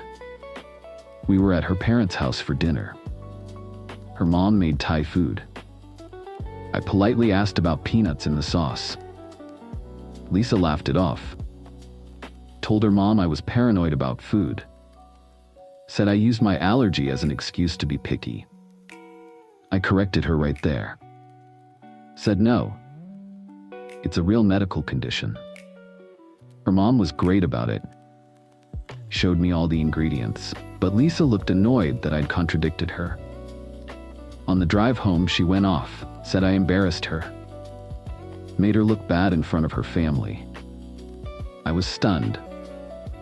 I just asked a basic safety question. We fought about it. She apologized eventually. Said she was stressed about work. I accepted it and moved on. But it kept happening. At restaurants, she'd order dishes with peanut sauces and get irritated when I wouldn't try a bite. Said I was being difficult. That I made everything about my allergy. Her friends started making comments too. One of them joked at a party that I was high maintenance. Lisa laughed along. Didn't defend me. I started feeling crazy. Like I was overreacting to a legitimate medical issue. 2 months ago, she brought home pad thai. I checked the container. peanuts listed right there in the ingredients. I told her I couldn't eat it, obviously. She got mad. Said I was being ridiculous, that trace amounts wouldn't kill me. I explained that yes, they absolutely could. That's what severe means. She called me dramatic and ate it herself while I made a sandwich. Red flag. I know. I should have walked away then, but we'd already sent save the dates. Wedding deposits were paid. Her parents were involved. It felt too complicated to end it over food disagreements. Stupid reasoning. I know that now. Last week she started talking about the honeymoon. Wanted to go to Thailand. I reminded her that Thai food is heavy on peanuts and it would be risky. She got defensive, said I was ruining everything, that I was using my allergy to control where we went. That word, control. Like my life-threatening condition was a manipulation tactic. We had a huge fight. I told her if she couldn't take my allergy seriously, we had a problem. She said I was being paranoid. That people with real allergies don't make such a big deal about it. Real allergies, like mine, wasn't real. She apologized the next day, again, said she'd been talking to her sister who said I was probably just anxious about food, not actually allergic. That adult onset anxiety can mimic allergy symptoms. I told her I'd had this allergy for 23 years. It wasn't anxiety. It was a documented medical condition with hospital records and everything. She seemed to accept that. Said okay, she believed me. I thought we were past it. Then tonight happened. I got home from work around 6:30. Lisa said she'd made dinner. Spaghetti with meat sauce. One of my safe meals. She knows I can eat it because she'd made it a dozen times before. I sat down. Took a few bites. It tasted a little different. Sweeter, maybe. But I figured she'd adjusted the recipe. Third bite, my mouth started tingling. Fourth bite, my tongue felt thick. I stopped eating. Asked Lisa what she put in the sauce. She shrugged, said the usual stuff. Tomatoes, garlic, beef, herbs. My throat started feeling tight. I asked again, specifically, if there was anything different. She was looking at her phone, said no, same as always. My throat was definitely swelling now. I stood up, went to grab my EpiPen from my bag in the hallway. That's when I heard her laugh. I turned around. She was watching me, smiling. What's wrong? She asked, not concerned. Amused. Something's wrong with the food, I managed to say. My voice sounded weird, strained. Is it? She tilted her head. Or are you just being dramatic again? My throat was closing. I could feel it. This wasn't anxiety. This was the real thing. I got my EpiPen out. My hands were shaking. You're really going to use that? She asked. Over spaghetti? I stabbed it into my thigh. The needle went in. Immediate relief started, but not enough. My throat was still swelling. I put peanut butter in the sauce, she said. Casual. Like she was commenting on the weather, just a spoonful to prove you're faking. I stared at her, couldn't breathe enough to talk. You're fine, she said. See? You're not dying, you're just anxious. I wasn't fine. The EpiPen helps, but it's not a cure. It buys time. I needed a hospital. I pulled out my phone, called 911. Could barely speak but managed to gasp out my address and anaphylaxis. Dispatcher said help was coming. Asked me to stay on the line, but I couldn't talk anymore. Lisa saw me on the phone. Her smile faded. What are you doing? I didn't answer. Focused on breathing. Each breath was a struggle. You're calling 911? Are you serious right now? I nodded. Managed to pull out a plastic bag from the drawer, scooped some of the spaghetti into it. Evidence. Why are you saving the food? Her voice changed. Less amused, more worried. I heard sirens, fast response time, thank God. Lisa started panicking. This is ridiculous, you're fine. Tell them you're fine when they get here. I shook my head. Walked to the door. Opened it. 2 paramedics came in fast. Anaphylaxis, I croaked. Pointed to the used EpiPen I'd set on the table. They got to work immediately. Oxygen mask, checking vitals, asking questions I could barely answer. Lisa was hovering. He's okay, he's just anxious. He does this. One of the paramedics looked at her. Ma'am, his throat is severely swollen. This is a medical emergency. They got me on a stretcher. I grabbed the bag of spaghetti, held it up to the nearest paramedic. Evidence, I whispered. She poisoned it. Peanuts. I'm allergic. The paramedic's face changed. He looked at Lisa, then back at me. She put peanuts in your food knowing you're allergic? I nodded. He took the bag. We're taking this. Lisa followed us to the ambulance. This is insane. He's overreacting. Don't take that food. It's our dinner. The paramedic shut the ambulance door in her face. In the ambulance, they got an IV in, more epinephrine, steroids, antihistamines. One of the paramedics radioed ahead to the hospital. Mentioned the food sample and possible poisoning. The other one asked if I wanted police at the hospital. I nodded. Yeah. I absolutely did. We got to the ER. They rushed me back. Doctors took over. More medications, monitoring. My throat was still swollen, but the medications were working. I could breathe better. A nurse came in, asked what happened. I explained the whole thing. She wrote it all down, looked grim. Your fiancé intentionally gave you an allergen? Yes. That's assault, possibly attempted murder. Depending on how the DA sees it. Attempted murder. Those words made it real. 2 cops showed up about 20 minutes later. Young guy and an older woman. I told them everything. From the beginning. The months of comments, her dismissing my allergy, tonight's dinner, her confession. The older cop asked if I had any proof besides my statement. I told them about the food sample, that the paramedics had it, that it should still be in the ambulance. She left to go check on it.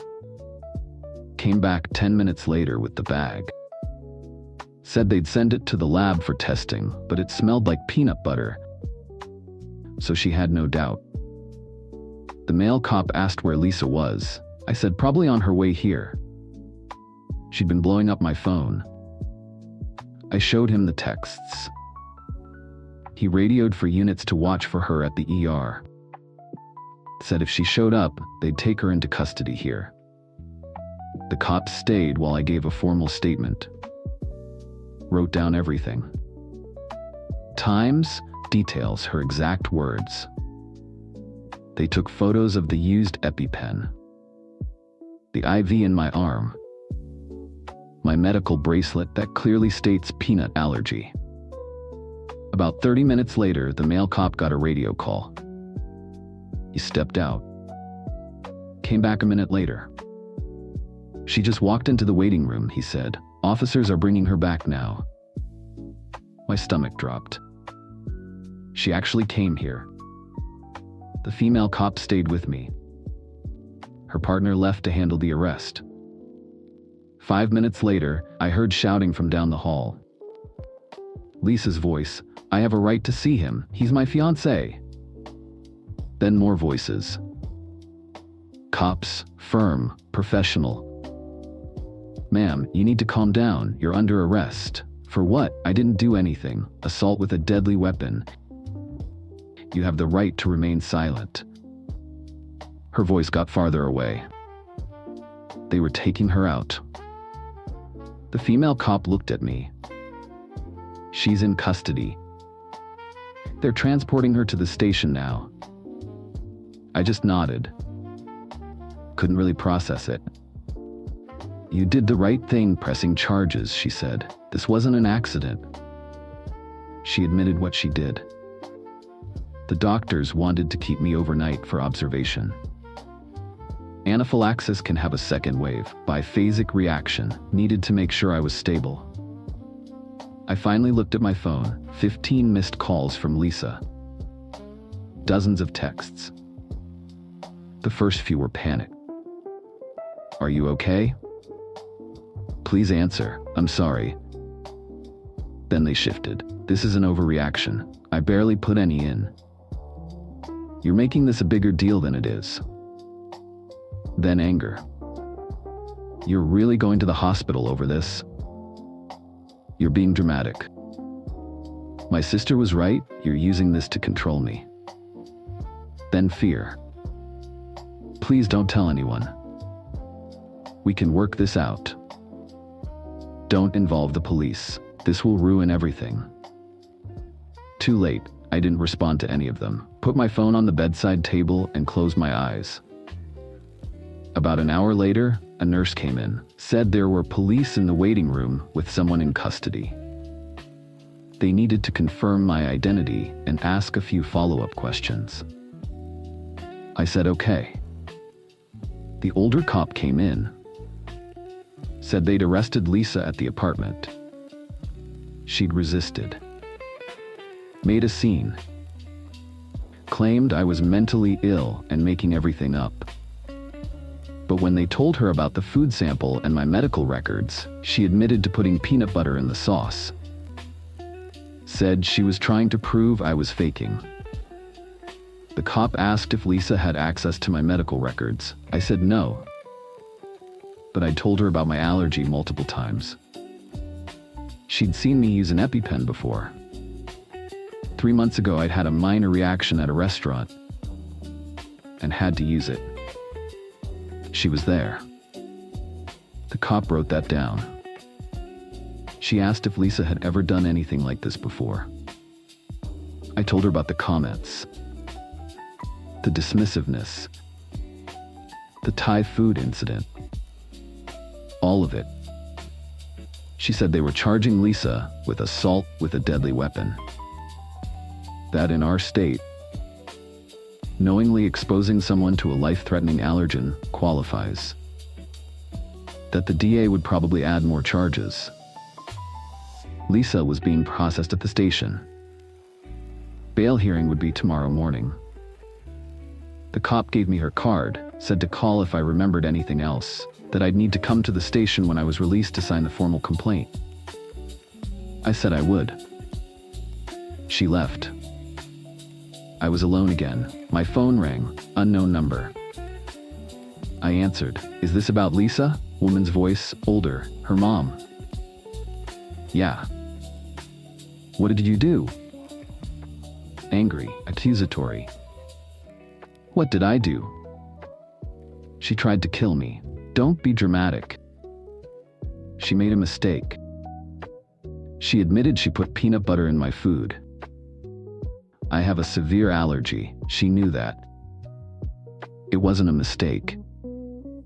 You're blowing this out of proportion. She was trying to help you get over your fear. It's not a fear. It's a medical condition. Lisa said you've been controlling and paranoid, that you use this allergy to manipulate her. I hung up. Blocked the number. 2 minutes later, another call. Lisa's sister. You had her arrested? Are you kidding me? I hung up. Blocked her too. Then her dad called. I blocked him without answering.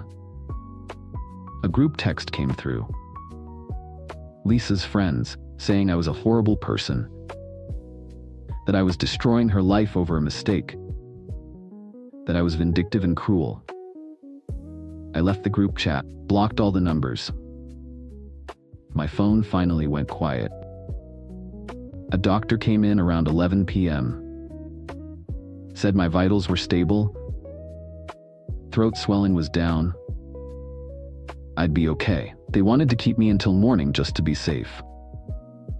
I said fine, wasn't like I wanted to go home anyway. I texted my brother, told him what happened. He called immediately.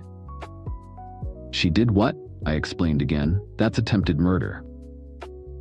That's what the nurse said. Where is she now? Jail. They arrested her. Good. You're pressing charges? Already did. Good. Don't back down. I don't care if her family calls. I don't care if she apologizes. She tried to kill you. I know. Do you need me to come there? No, I'm okay. They're keeping me overnight. I'm coming tomorrow. You shouldn't be alone dealing with this. Okay. We talked for a while. He was furious, kept saying he never liked Lisa, that she always seemed off. Wish he'd said something earlier, but I get it. You don't want to be that person. We hung up. I tried to sleep, couldn't really. Kept replaying the moment she told me what she'd done. The look on her face. Like it was funny. Around 2 a.m., a nurse came in to check vitals. Asked if I was okay. I said physically yes. She said she'd seen the police report. That she was sorry this happened. That people don't take allergies seriously enough. I appreciated that. Morning came. Doctor cleared me around 9 a.m. Said to follow up with my regular doctor. Avoid allergens, obviously. Watch for any delayed reactions. I got dressed, called an Uber. Wasn't going back to the apartment yet. My brother was already on his way. Said he'd meet me at his place. I went to the police station first, signed the formal complaint, gave another statement. They said the lab results would take a few days, but the preliminary field test showed clear presence of peanut proteins in the sauce. The detective said Lisa was still in custody. Bail hearing was scheduled for later that day. Asked if I wanted a restraining order. I said yes. They filed emergency protective order. Judge approved it within the hour. Lisa couldn't contact me or come within 500 feet. The detective said she'd be informed when she was released. If she was released. I left the station. My brother called. He was at his apartment. I went there. He met me at the door. Hugged me hard. I almost cried but held it together. We sat down. He made coffee. I told him everything in detail. You can stay here as long as you need, he said. I need to get my stuff from the apartment. I'll go with you. We'll bring Dad too. Get everything in one trip. She might be there. Restraining order. She can't be there if you are. If she shows up, we call the cops. We went that afternoon. My brother, my dad, and 2 of my dad's friends. Big guys. Just in case. Lisa wasn't there. The apartment was trashed. She destroyed some of my things, threw clothes everywhere. Broke some dishes. We packed everything of mine we could find. Took about 3 hours. Loaded it into a truck. I left my key on the counter. The apartment lease was in my name only. I texted the landlord that I was breaking the lease due to a domestic violence situation. Explained briefly. Said I'd cover any penalties but couldn't stay there. He responded that evening. Said given the circumstances and police report, he'd waive the penalty and work with me on ending the lease early. Asked if Lisa would be staying. I said I didn't know and didn't care. We drove everything to a storage unit. I'd figure out next steps later. My brother took me back to his place. I crashed on his couch. Lisa's bail hearing happened while we were moving my stuff. My brother checked online, bail set at 50 grand. She posted it. Got out that evening. But the restraining order was active. She couldn't contact me. That didn't stop her family. Her mom called my mom, screamed at her, said I was ruining Lisa's life, that I was vindictive and evil. My mom hung up on her. Her dad called my dad. Similar conversation. My dad told him if he called again, he'd regret it. Lisa's friends started posting on social media. Vague posts about false accusations and toxic men. I didn't respond. Didn't even look after the first few. My friends reached out, asked if the rumors were true. I told them yes, Lisa had deliberately given me peanuts despite my allergy. That I'd almost died. That she'd been arrested. They were horrified, supportive. Several offered their couches if I needed a place to stay. The wedding venue called, checking on our status and whether we needed to adjust any plans. I told them to cancel everything. I'd forfeit the deposit. Didn't care. They asked why. I gave them a brief explanation. The woman on the phone went quiet, then said she'd refund the full deposit. That they couldn't in good conscience keep money after what happened. I thanked her. The caterer did the same. So did the photographer. Apparently word was spreading in the vendor community. Nobody wanted to be associated with someone who'd poisoned their fiancé. 2 weeks went by. Preliminary hearing was scheduled. I had to testify. Explain what happened. Lisa was there with a lawyer. Some attorney her family had hired. She wouldn't look at me.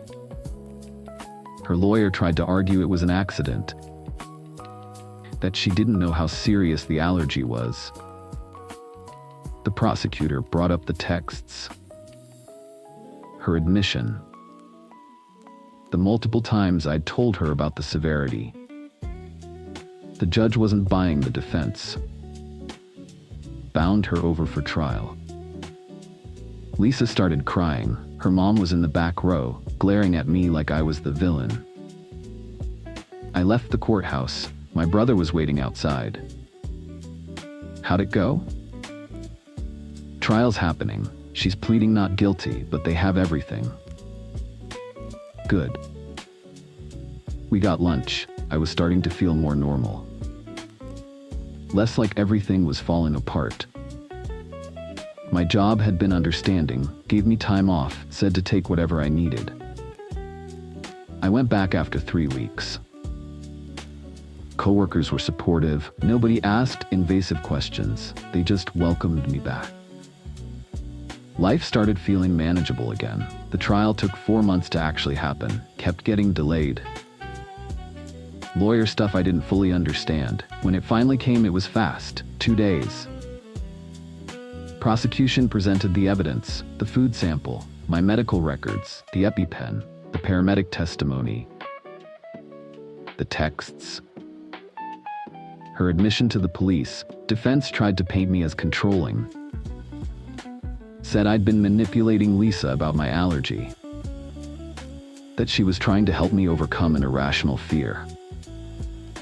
My medical records destroyed that narrative. Hospital visits going back 23 years, documentation from multiple doctors, allergy tests, everything.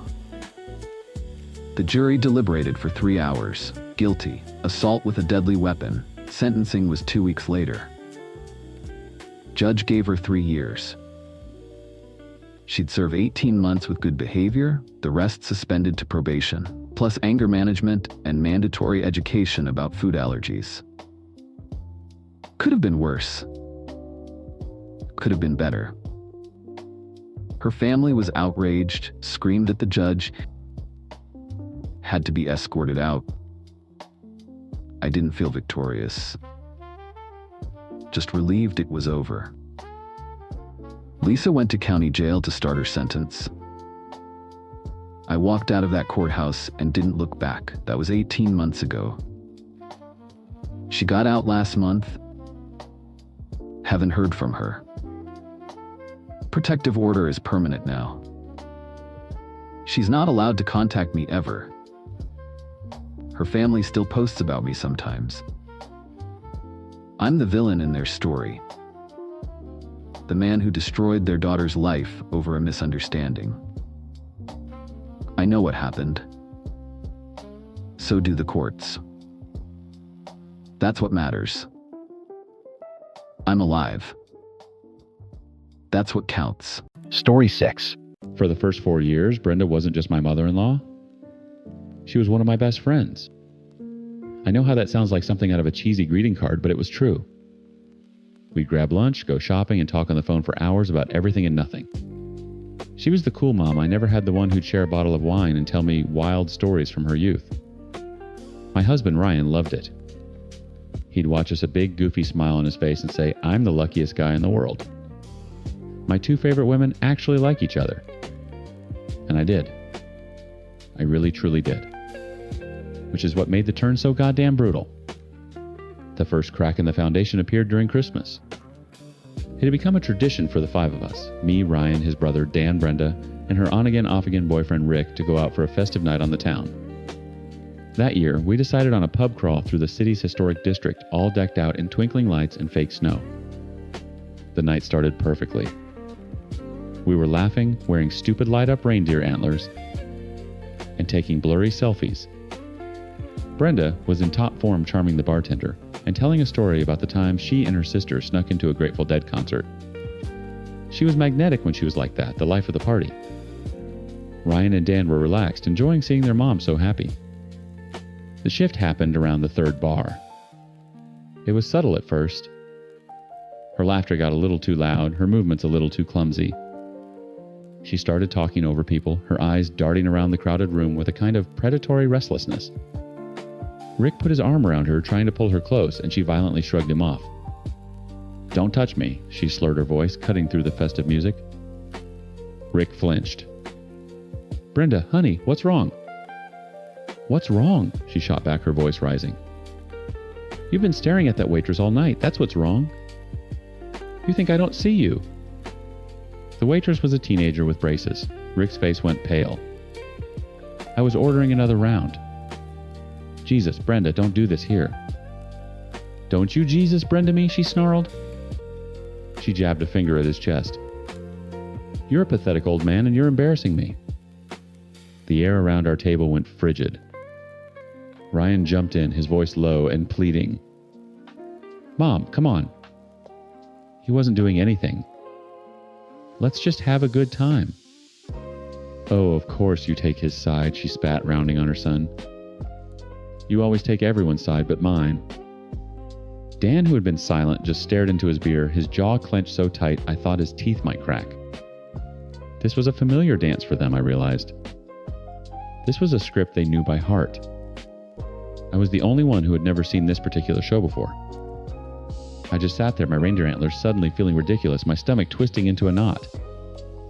I tried to catch Ryan's eye to send a silent "let's go" message, but he was too focused on de-escalating the ticking time bomb that was his mother. The rest of the night was a masterclass in tension. Brenda alternated between seething silence and loud passive-aggressive digs at Rick. She'd accidentally knock his drink, then give a sickly sweet apology. She'd make comments just loud enough for us to hear. "Some men just can't keep it in their pants," she'd mutter to no one in particular. We all just tried to survive it. Dan disappeared into his phone. Ryan kept trying to change the subject with forced cheerfulness. Hey, who wants another round of peppermint shots? I just wanted to crawl out of my own skin. The vibrant, funny woman I'd come to love had been replaced by this snarling, paranoid stranger.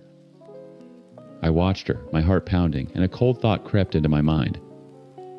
I don't know this person at all. Finally, after what felt like an eternity, Dan stood up. I'm calling an Uber. We're done. Brenda shot him a look of pure venom, but didn't argue. The fight had drained out of her, replaced by a sullen, simmering rage. The ride home was a new kind of hell. The 5 of us were crammed into the back of a minivan. The air thick with alcohol and unspoken anger. No one said a word. The only sound was the Christmas music playing softly from the driver's radio and the sound of Brenda's ragged breathing. I sat crushed between Ryan and the car door, trying to make myself as small as possible. I could feel the heat rolling off of her from across the seat. She was a furnace of fury, and I was terrified of what would happen when the door opened. And all that pressure was released. We pulled into the driveway of the home she shared with Rick, the house where Ryan and I were staying for the holiday weekend. The engine cut out, plunging us into an almost suffocating silence. For a moment, nobody moved. I remember thinking, okay, we made it. She'll go inside, pass out, and in the morning she'll pretend none of this ever happened. Rick was the first to break the stillness. He opened his door and got out, not even looking back at her. I'm sleeping on the couch, he mumbled, and trudged toward the front door. Brenda watched him go, her expression unreadable in the dim light. Then, slowly, she turned her head. Her eyes glassy and cold, scanned past Ryan, past Dan, and landed directly on me. A strange, twisted smile spread across her lips. Well, well, well, she whispered her voice, a low, dangerous growl. Look what we have here. My blood ran cold. Ryan shifted beside me, sensing the change in the air. Mom, what are you talking about? Let's just go inside. Brenda ignored him. Her focus was entirely on me. I see how you look at him, she hissed, her voice thick with venom. All night. Batting your little eyelashes at my other son. You think I'm stupid. I stared at her, completely bewildered. What? Brenda, you're drunk? You're not making any sense. I glanced at Dan, who was frozen by the open car door, his face a mask of horror. Oh, I'm making perfect sense, she sneered, climbing out of the car and stalking around to my side. You're fucking my husband's brother, aren't you, in my house? The accusation was so insane, so utterly detached from reality, that I couldn't help it. I laughed. It was a short, sharp, incredulous bark of a laugh. That was my mistake. Her face contorted into a mask of pure rage. She lunged her hand, flying at my face. It was a clumsy, drunken swing, but her nails raked across my cheek before I could even flinch. I scrambled backward into the car seat as she drew her fist back to punch me. Mom, Ryan yelled, grabbing for her arm. But Dan was faster. He moved between us in a flash, shoving his mother back.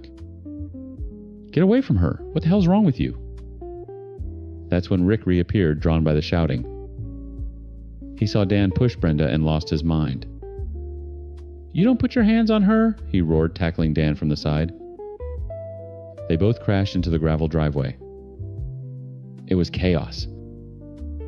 A nightmare of flailing limbs and guttural screams under the cold glare of the porch light. Ryan was trying to pull Rick off his brother, while Brenda clawed at Ryan's back, screaming obscenities. Rick had Dan pinned his hands around Dan's throat.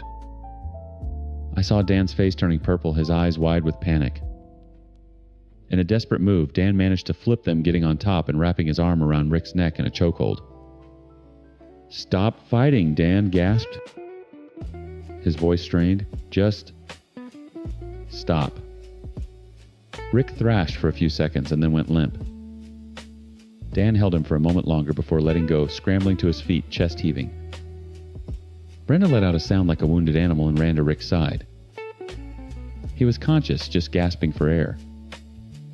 She looked up from him, her eyes locking first on Dan, then on me.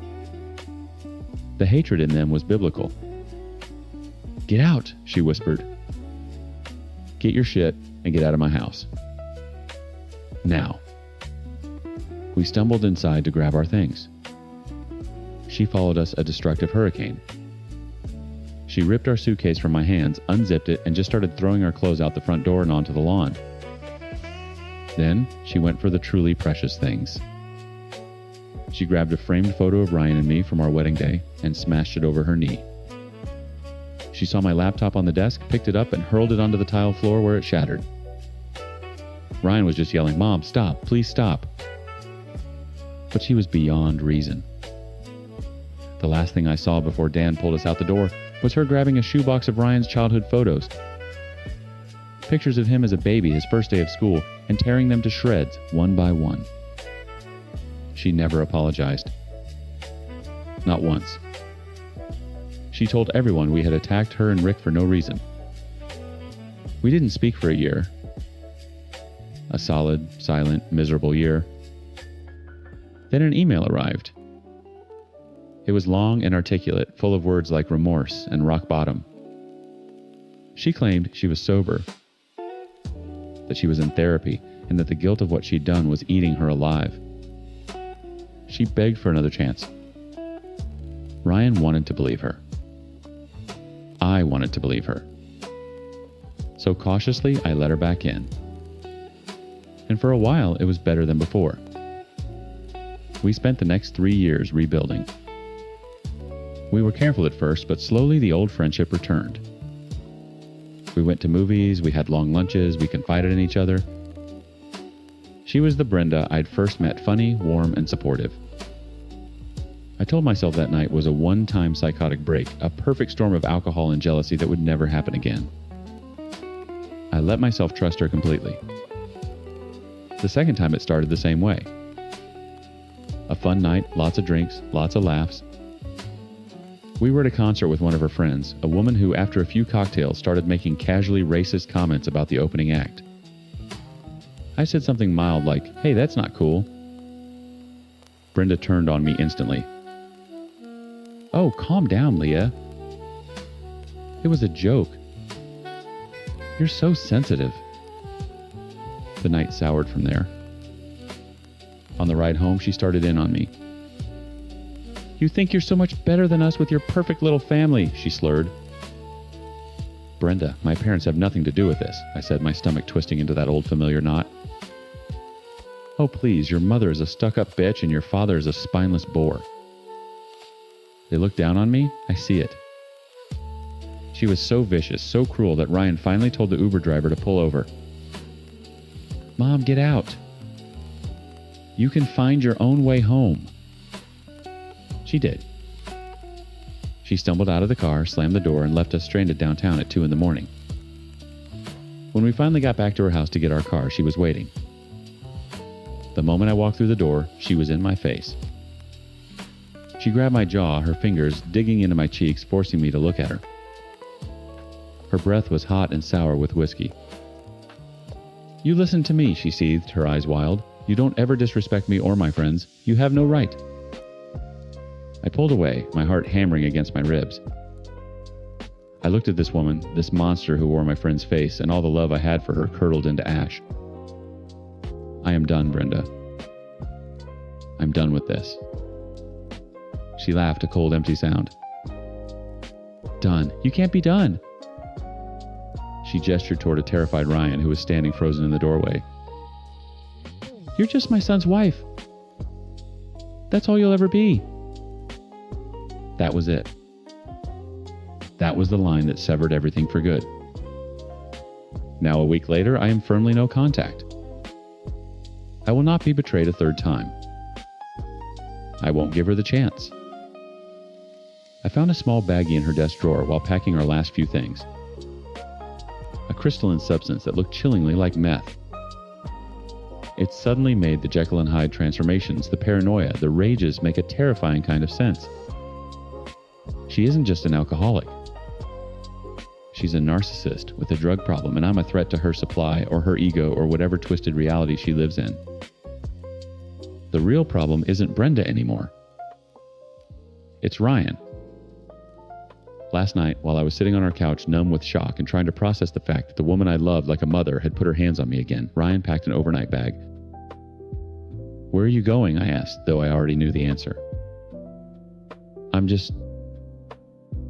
to go stay with my mom." "Make sure she's okay," he said, not meeting my eyes. "She's all alone." He left. He left me, his wife, the person his mother had just assaulted, to go comfort his abuser.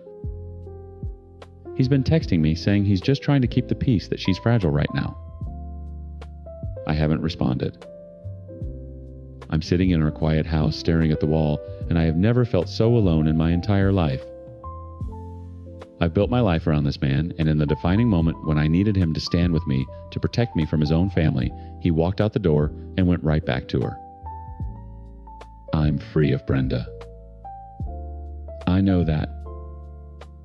With a certainty that chills me to the bone. But now I have to face a much more terrifying question. Am I about to lose my husband too? And what kind of life could we possibly build? What kind of children could we possibly raise in the shadow of a woman he will always choose over us? Story 7. I'm not asking Eleanor, I'm begging.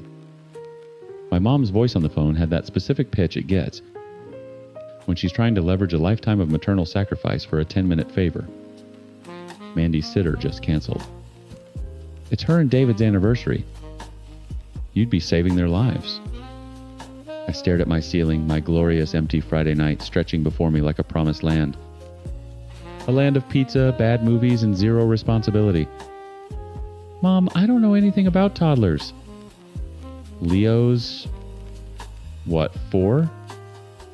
And Maya's 2? I watch teenagers on TV. That's the extent of my childcare knowledge. It's just for a few hours.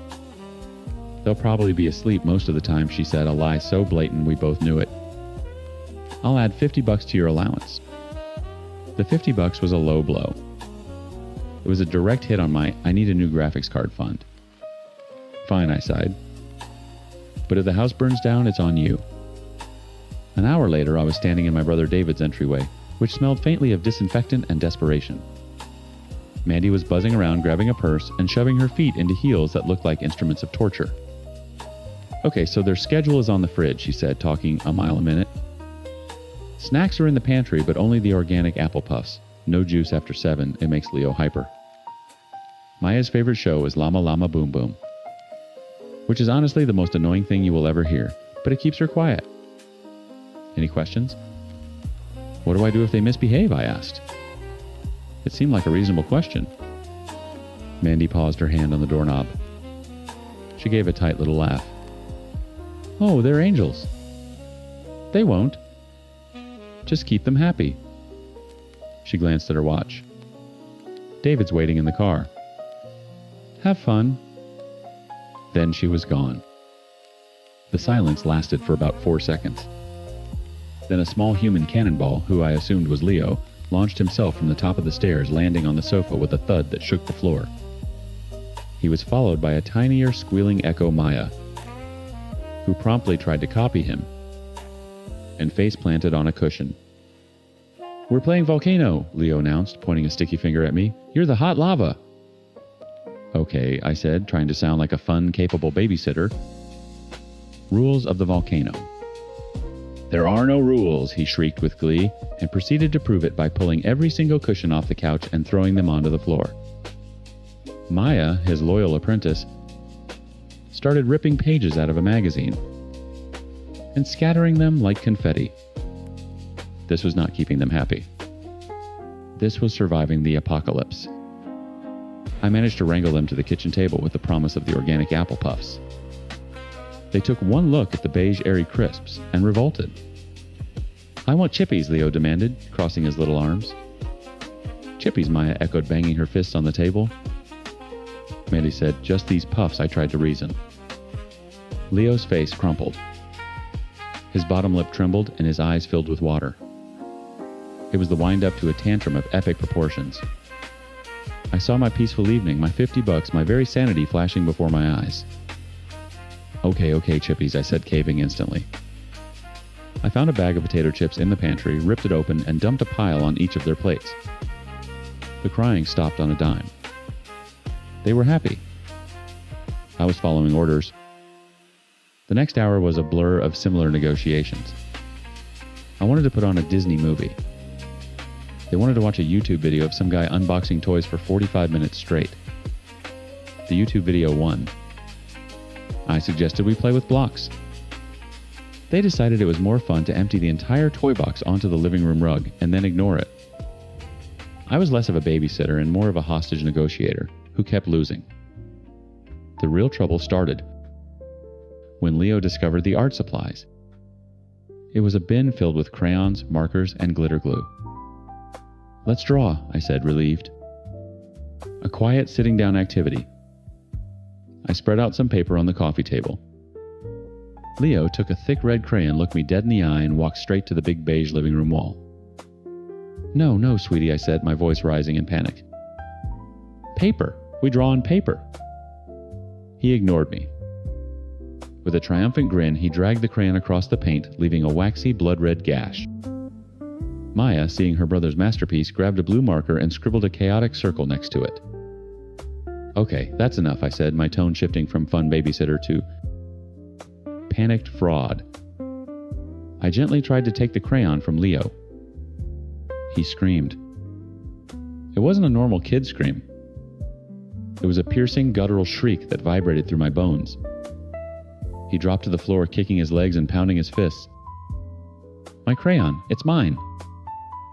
Maya, in solidarity, threw the blue marker across the room. It hit a picture frame with a crack. My mind went blank. I had no tools for this. What did adults do? I tried to picture my own childhood. Vague images of being sent to my room surfaced. A timeout. That was a thing, right? "Leo," I said, trying to sound firm over his wails. "If you draw on the walls and scream, you have to have a timeout." I pointed to a small armchair in the corner of the room. "You need to sit there for 2 minutes and calm down." He just screamed louder, arching his back. I made a terrible split-second decision. I hooked my hands under his arms and lifted him. He went rigid, all flailing limbs and fury. He was surprisingly strong. I half-carried, half-dragged him over to the chair and sat him down. "You stay here," I commanded, feeling my heart pound. He stayed for exactly 1 second before scrambling off the chair and running, still screaming, into the kitchen. I chased after him. He grabbed the bag of chips from the table and, in a final act of defiance, dumped the entire thing onto the floor. A salty, greasy explosion of crumbs and broken chips. Maya, who had been watching the whole spectacle with wide, silent eyes, promptly burst into tears. So there I was, standing in a trash living room with crayon on the walls, a broken picture frame, and a kitchen floor covered in potato chips. Leo was hiding under the table, growling like a feral animal, and Maya was crying so hard she was making hiccuping sound. I felt the $50 wasn't just unearned. I probably owed them money for damages. I sank onto the floor, put my head in my hands, and just breathed. What was I supposed to do? Let them destroy the house to keep them happy? That couldn't be right. I was trying to formulate a new plan, any plan, when I heard a key in the front door. My blood ran cold. It was only 9 o'clock. They weren't supposed to be back for hours. The door swung open and Mandy stepped inside, a smile on her face. "Hey, we decided to cut it short and just grab dessert to go." Her voice died in her throat. Her smile vanished. She took in the scene. The overturned cushion fort. The magazine confetti. The crying toddler on the floor and the chips scattered across the kitchen tile. Her eyes finally landed on the big red waxy scar on her perfect beige wall. Her gaze lifted from the crayon mark and found me sitting defeated on the floor. Her expression was perfectly still, but her eyes were brewing a storm. "What did you do?" she whispered, her voice dangerously quiet. Leo, sensing a shift in the atmospheric pressure, stopped growling and scurried out from under the table. He ran to his mom and buried his face in her legs. Maya's crying intensified, becoming a performance piece for the new audience.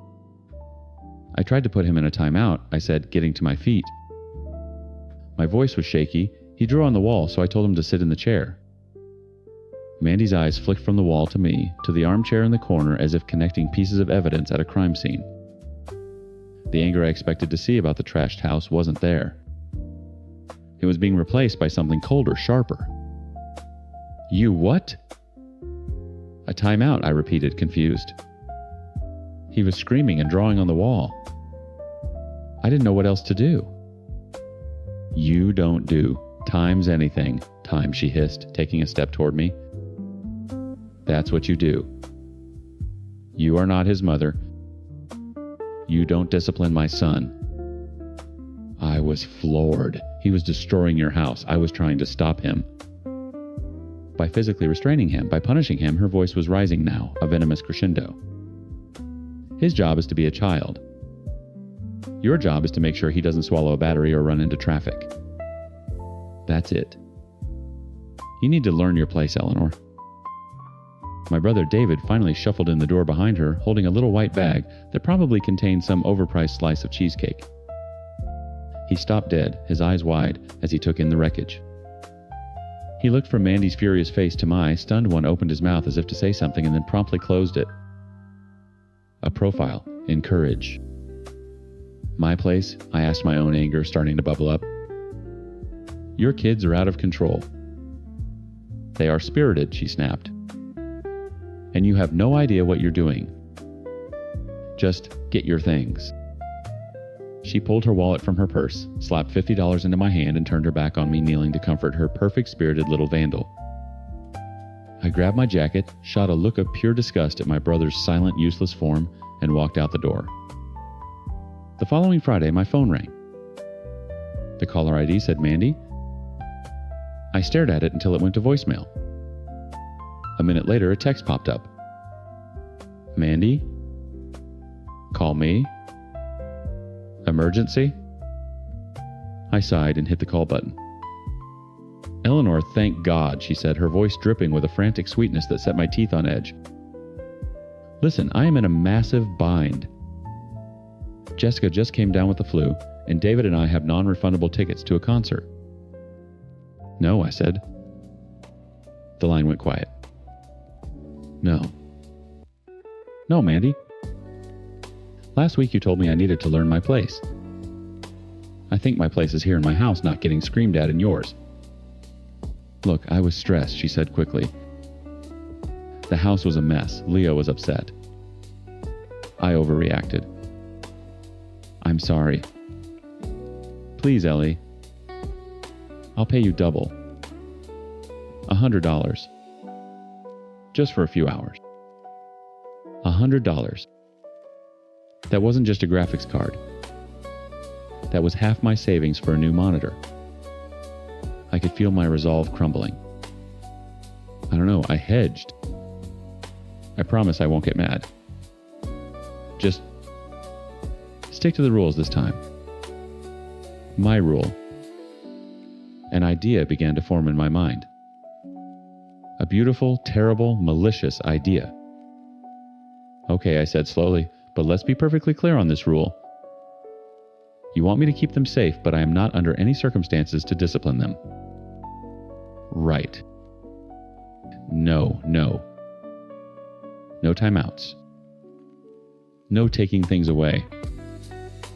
No redirecting them if they're doing something you wouldn't like. My only job is to prevent mortal injury and keep them happy. Exactly, she said, relieved. You get it. Just keep them happy. That's all I ask. Deal, I said, a slow smile spreading across my face. I'll be there at 7. When I arrived, Mandy gave me a hug that felt like being embraced by a tense skeleton. You're a lifesaver, she said. Just following the rules, I replied with a cheerful smile. The moment the door closed, Leo picked up a toy truck and hurled it at the television. It bounced off the screen with a loud thud. Last week, I would have lunged for the truck. This week, I just watched. Hey, Leo, I said brightly. Can you check if that left a mark? My eyes aren't so good from over here. He looked at me confused by the lack of scolding, then ran to the screen to inspect it. No mark. He lost interest. Maya, meanwhile, had found a Costco-sized roll of paper towels in the kitchen. She pulled the end and started running. followed her at a leisurely pace as she unwound a fluffy white banner through the living room, around the dining table, and into the hallway. "What a fun parade, Maya," I chirped. "Just be careful not to trip." She giggled and kept running. An hour later, they decided they were hungry. They didn't want apple puffs. They wanted to make soup. Leo dragged a dining chair to the kitchen counter and climbed up. "Okay," I said, standing beside him. "Rule 1 of soup, no cleaning products, and the water can't be hot." I turned the tap to a safe, lukewarm trickle. He turned on the garbage disposal, which roared to life. Into the sink went a half-full bottle of ketchup, a fistful of flour from the canister, 2 yogurts, and a handful of shredded cheese. Maya stood on another chair, tearing up slices of bread and dropping them in like confetti. They stirred the pink lumpy sludge with a pair of tongs. The disposal ground and gurgled. The sink overflowed, sending a creamy, vaguely pink tide across the granite countertop and onto the floor. "Looks delicious," I said, moving the floor mat so they wouldn't slip. "You guys are great chefs." They were deliriously, ecstatically happy. And perfectly safe. The masterpiece was the living room fort. It wasn't just the couch cushions this time. They wanted every pillow and blanket in the house. I helped them drag the duvet from my brother and Mandy's perfectly made king-size bed. I helped them pull the decorative throws off the armchairs. We used the dining chairs as support beams, and the silk curtains as a majestic floor-to-ceiling doorway. They emptied the toy box inside, then decided the fort needed decorations. This involved squeezing the contents of several juice boxes onto the cushions to make paint. I watched it all unfold from a safe distance, munching on the potato chips they had rejected. I was a UN peacekeeper, a neutral observer, a highly paid safety inspector. I didn't say no. I didn't say stop. I didn't say don't. When Maya tried to climb the bookshelf, I simply said, "That looks wobbly, sweetie. Maybe try climbing the fort instead. It's much safer." She did. By 10 o'clock, the house looked like it had been looted by a gang of very sticky, very short pirates. The paper towel parade route was now a slip and slide of spilled juice and yogurt. The kitchen sink was a biohazard. The living room was an apocalyptic shantytown built from their finest linens. When I heard the key in the door, I felt a serene calm wash over me. Mandy stepped inside mid-laugh at something David had said. The laugh caught in her throat. She froze. Her eyes scanned the scene from the soupy kitchen floor to the defiled state of her living room. The silence was absolute, broken only by the faint times drip, drip, drip times from the kitchen counter. What, she began, her voice a strangled choke. The hell happened? I unfolded myself from the one clean patch of carpet. "Hi, guys." They had a great time. "A great time," she shrieked, pointing a trembling finger at the yogurt-smeared duvet. "My house, what did you do?" "I did exactly what you told me to," I said, my voice even and calm. "I kept them safe and I kept them happy. I didn't discipline them. Not once." I ticked off the points on my fingers. When they wanted to make soup in the sink, I made sure they didn't use poison or hot water. When they wanted to make a fort, I made sure it was structurally sound. They were happy, Mandy. Look how happy they are. Leo and Maya were asleep inside their grimy fortress, looking like 2 blissful little angels. Mandy stared at me, her face a mask of incandescent rage. David just stood behind her, his mouth hanging open, looking utterly defeated by the scene. "You're not getting paid for this," she seethed. "A deal's a deal," I said, holding out my hand. $100. "Get out of my house. Pay me first." David, in his first and only useful act of the evening, reached into his wallet, pulled out 5 $20 bills, and pushed them into my hand, refusing to meet my eyes. I walked home. The next morning, my parents cornered me at the breakfast table. Mandy had called, of course.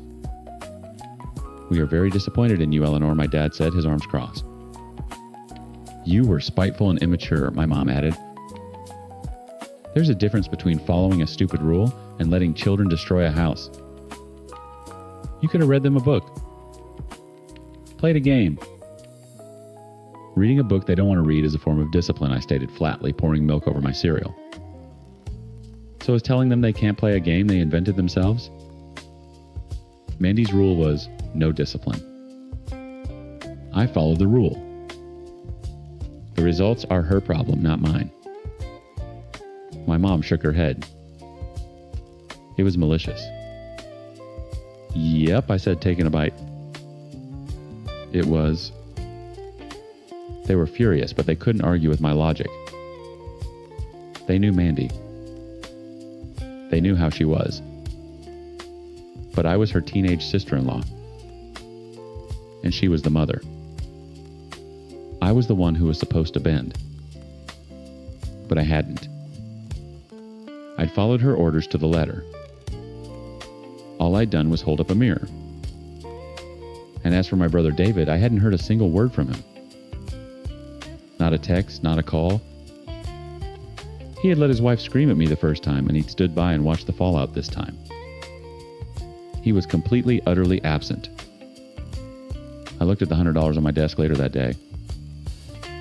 The first $50 was for babysitting. The second $50, that was for the lesson. And it was worth every single penny. Story 8. I'm writing this from a mostly empty apartment that smells like cleaning products. It's quiet. And for the first time in about 4 days, my stomach isn't a solid knot of dread. It feels more like relief, which is a strange thing to feel after your life gets turned upside down. My girlfriend, Maya, and I had been together for 3 years. We'd been living together for 2 of them in a great apartment that we both loved. Our lease was set to expire at the end of this month. And for weeks we had been talking about renewing it for another year. We had the appointment scheduled with the landlord to sign the new paperwork this coming Friday. That detail is important. Last Saturday, Maya left for a week-long girls' trip to Miami with her 2 best friends, Chloe and Jessica. I helped her pack, drove her to the airport, and kissed her goodbye. Everything was normal. We texted a bit the first couple of days. Standard stuff, pictures of the beach, complaints about the price of drinks. Then, on Tuesday night, my phone buzzed with a message that detonated everything. It was from Maya. The text read, "Hey, have had a lot of time to think out here. We need to talk when I get back. I think we should see other people." See other people. It's one of those phrases, isn't it? It's a coward's eject button. It's designed to be a conversation starter, but it's really a statement of intent. It's a way to put your partner on ice, keep them in reserve as a safety net while you test drive other options without guilt. For 3 years, I had been her partner. In the space of one text message, I was being demoted to an option. Something inside me didn't break. It just clicked into place. All the little moments of her being distant lately, the way she was glued to her phone, the vague work stress explanations, it all came into sharp focus. The hurt was there, deep and cold, but on the surface, I just felt this strange, surgical calm. She wanted clarity? Fine. I would give it to her. I stared at her message for a minute, then typed my reply. It was only 3 words.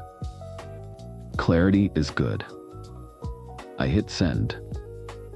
Then I put my phone on silent and went to work. The next morning, I called our landlord.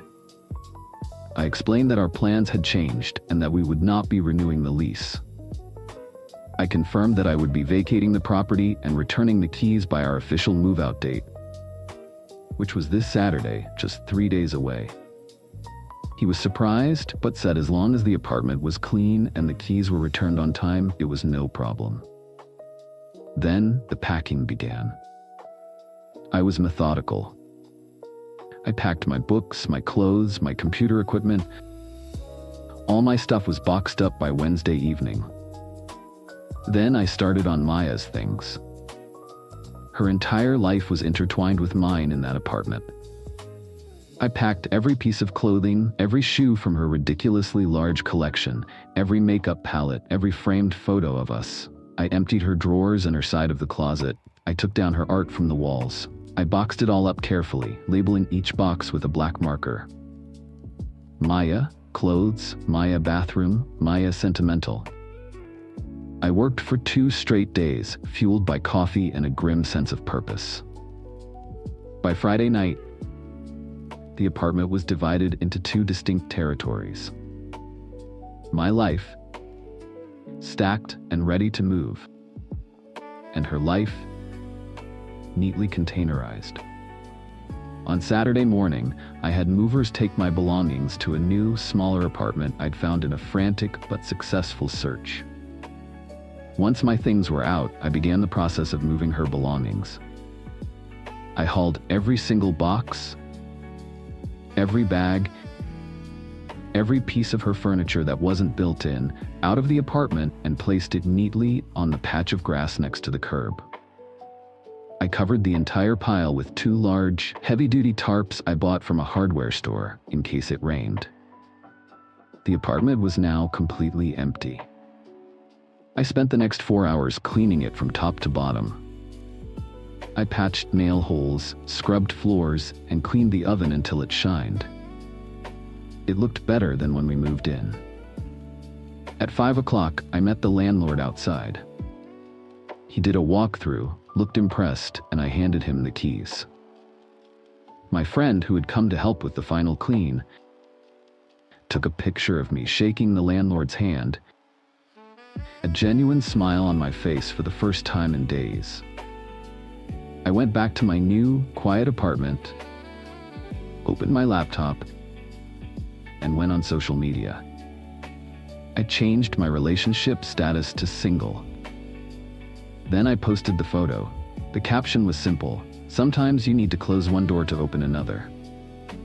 Handing back the keys to the old place and officially starting a new chapter. Clarity is a good thing. I didn't tag anyone. I didn't have to. Within an hour, the frantic texts began. The first was from Chloe, Maya's best friend. "Alex, what is going on? Jessica just saw a post from someone in your old building. Why are all of Maya's things on the curb?" I let the message sit there for a moment, the words glowing on my screen. I took a sip of water and started typing my reply. Update 1. The initial text from Chloe was just the first drop in what quickly became a flood. My phone started vibrating non-stop with messages from her, Jessica, and a few of their other friends who were on the Miami trip. They were all variations on the same theme: shock, confusion, and rapidly escalating outrage. Chloe: "Alex, answer me. People are taking pictures of her stuff. Are you insane?" Jessica: "What'd you do? Maya is crying her eyes out here. We had to tell her. You need to fix this now." I decided to respond to Chloe, as she seemed the most capable of forming complete sentences. My reply was calm and factual. I wrote, "Hi Chloe.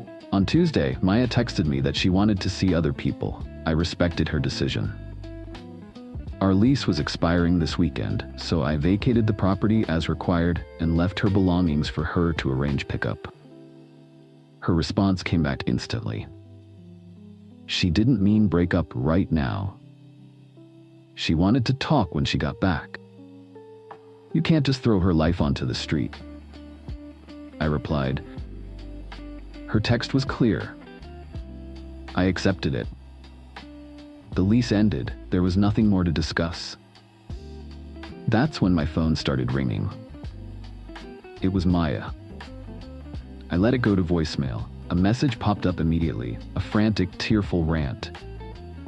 She was sobbing, barely coherent, yelling about how I had misunderstood, how I was cruel, how I had betrayed her. Then another call, and another. I blocked her number. Of course, she immediately started calling from Chloe's phone. I answered, putting it on speaker. "Alex, how could you?" she screamed, her voice hoarse. "My things, my furniture. It's all on the sidewalk." I kept my voice even. "Hello, Maya." "Yes, the lease was up today. You ended our relationship, so I moved out." "I didn't end it." "I said we should talk," she shrieked. "I was supposed to come home. Where am I supposed to go? What am I supposed to do?" The entitlement was breathtaking. She genuinely expected me to just sit in our shared apartment for a week, waiting patiently for her to come home from her trip and decide my fate. She thought she could put me on hold. "That sounds like a problem you should have considered before you sent that text, Maya," I said. "You wanted to see other people. I assume you have a plan for that." There was a choked sound, and then Chloe's voice cut in. "This is because of Chad, isn't it? You're punishing her because of Chad." Silence. I had no idea who Chad was, but I had a very strong suspicion I was about to find out. I just waited. "Chloe, shut up." Maya hissed in the background. Too late. The pieces clicked. There was a guy. Of course there was a guy. Her time to think was a test run with someone new she'd met in Miami. She sent me that text to clear her conscience, to give herself permission to cheat, without technically cheating. If things with Chad worked out, she could point to the text and say she ended it. If they didn't, she could come home and say it was all a big misunderstanding and I was her one true love. She wanted to have her cake and eat it too.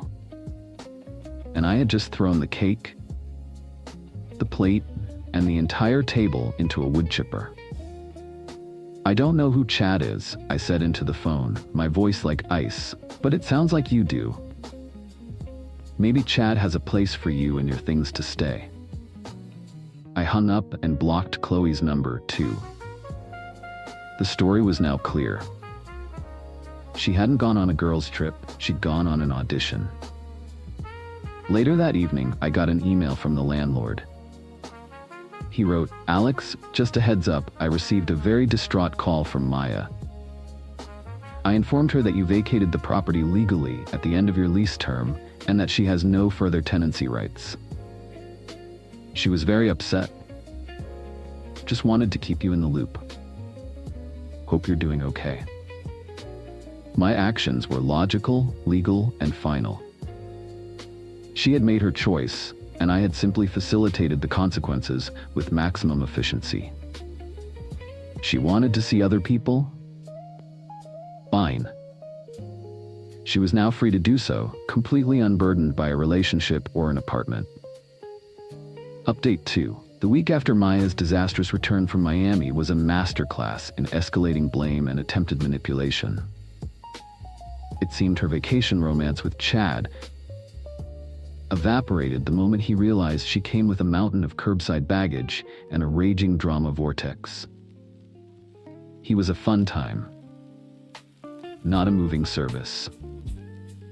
Suddenly she was back in town, with no boyfriend, no apartment, and a pile of belongings slowly being picked over by curious neighbors.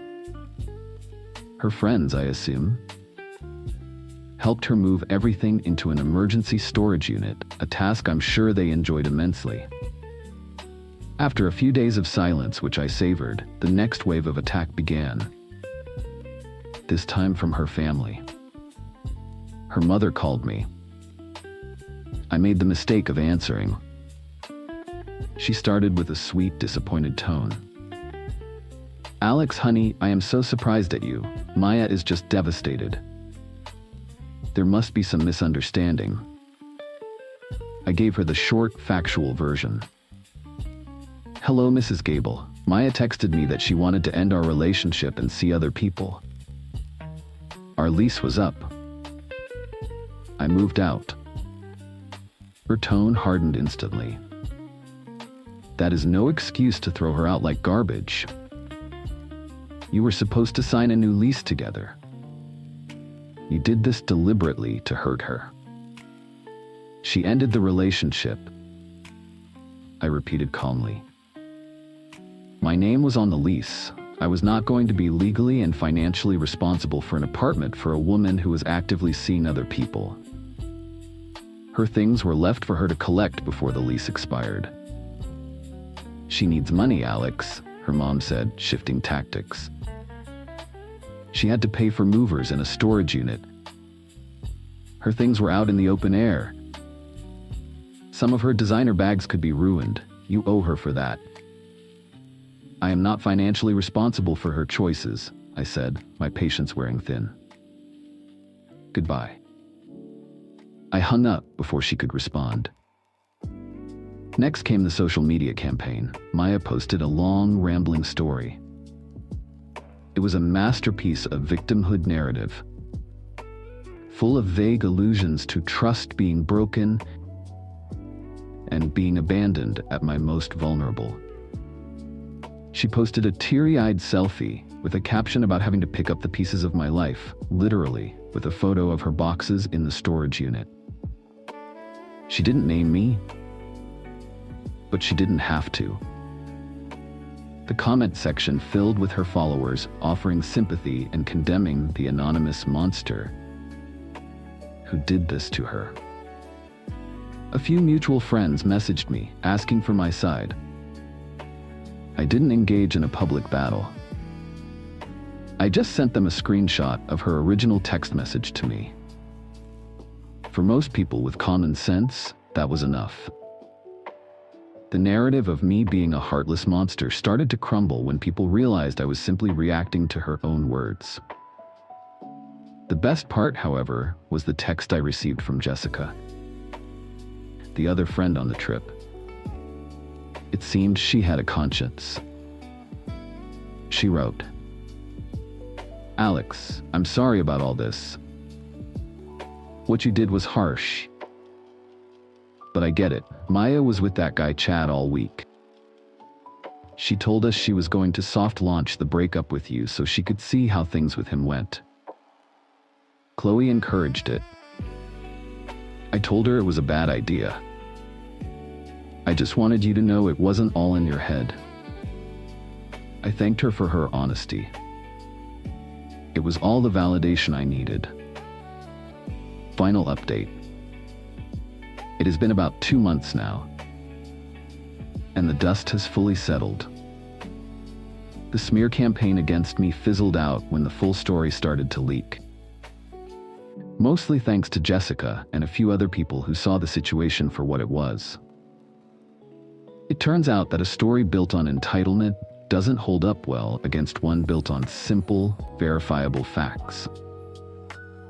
Maya's life, from what I've heard through the grapevine, is a mess. She is currently living on her friend Chloe's couch. The friendship is apparently under serious strain, as Maya is not an easy house guest and contributes nothing to bills, all while complaining constantly about how unfair her life is. She tried to make another run at Chad, but he wanted nothing to do with her drama. She even tried one last desperate move about a month ago, sending me a long, rambling email.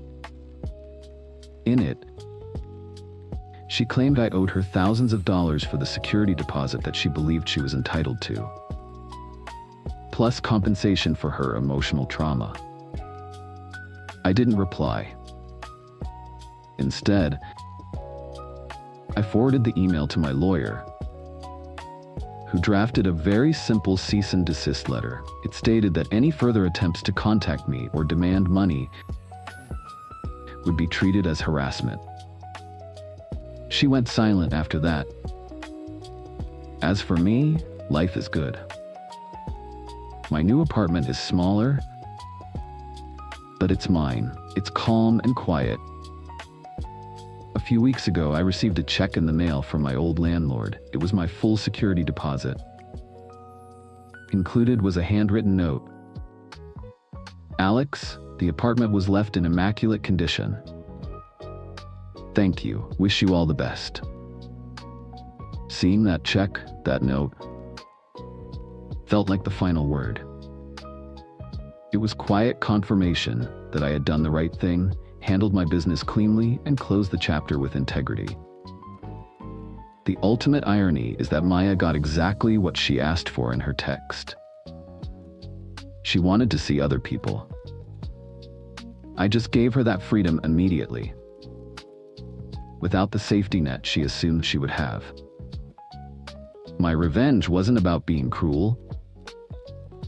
It was about refusing to participate in her game. I refused to be the backup plan.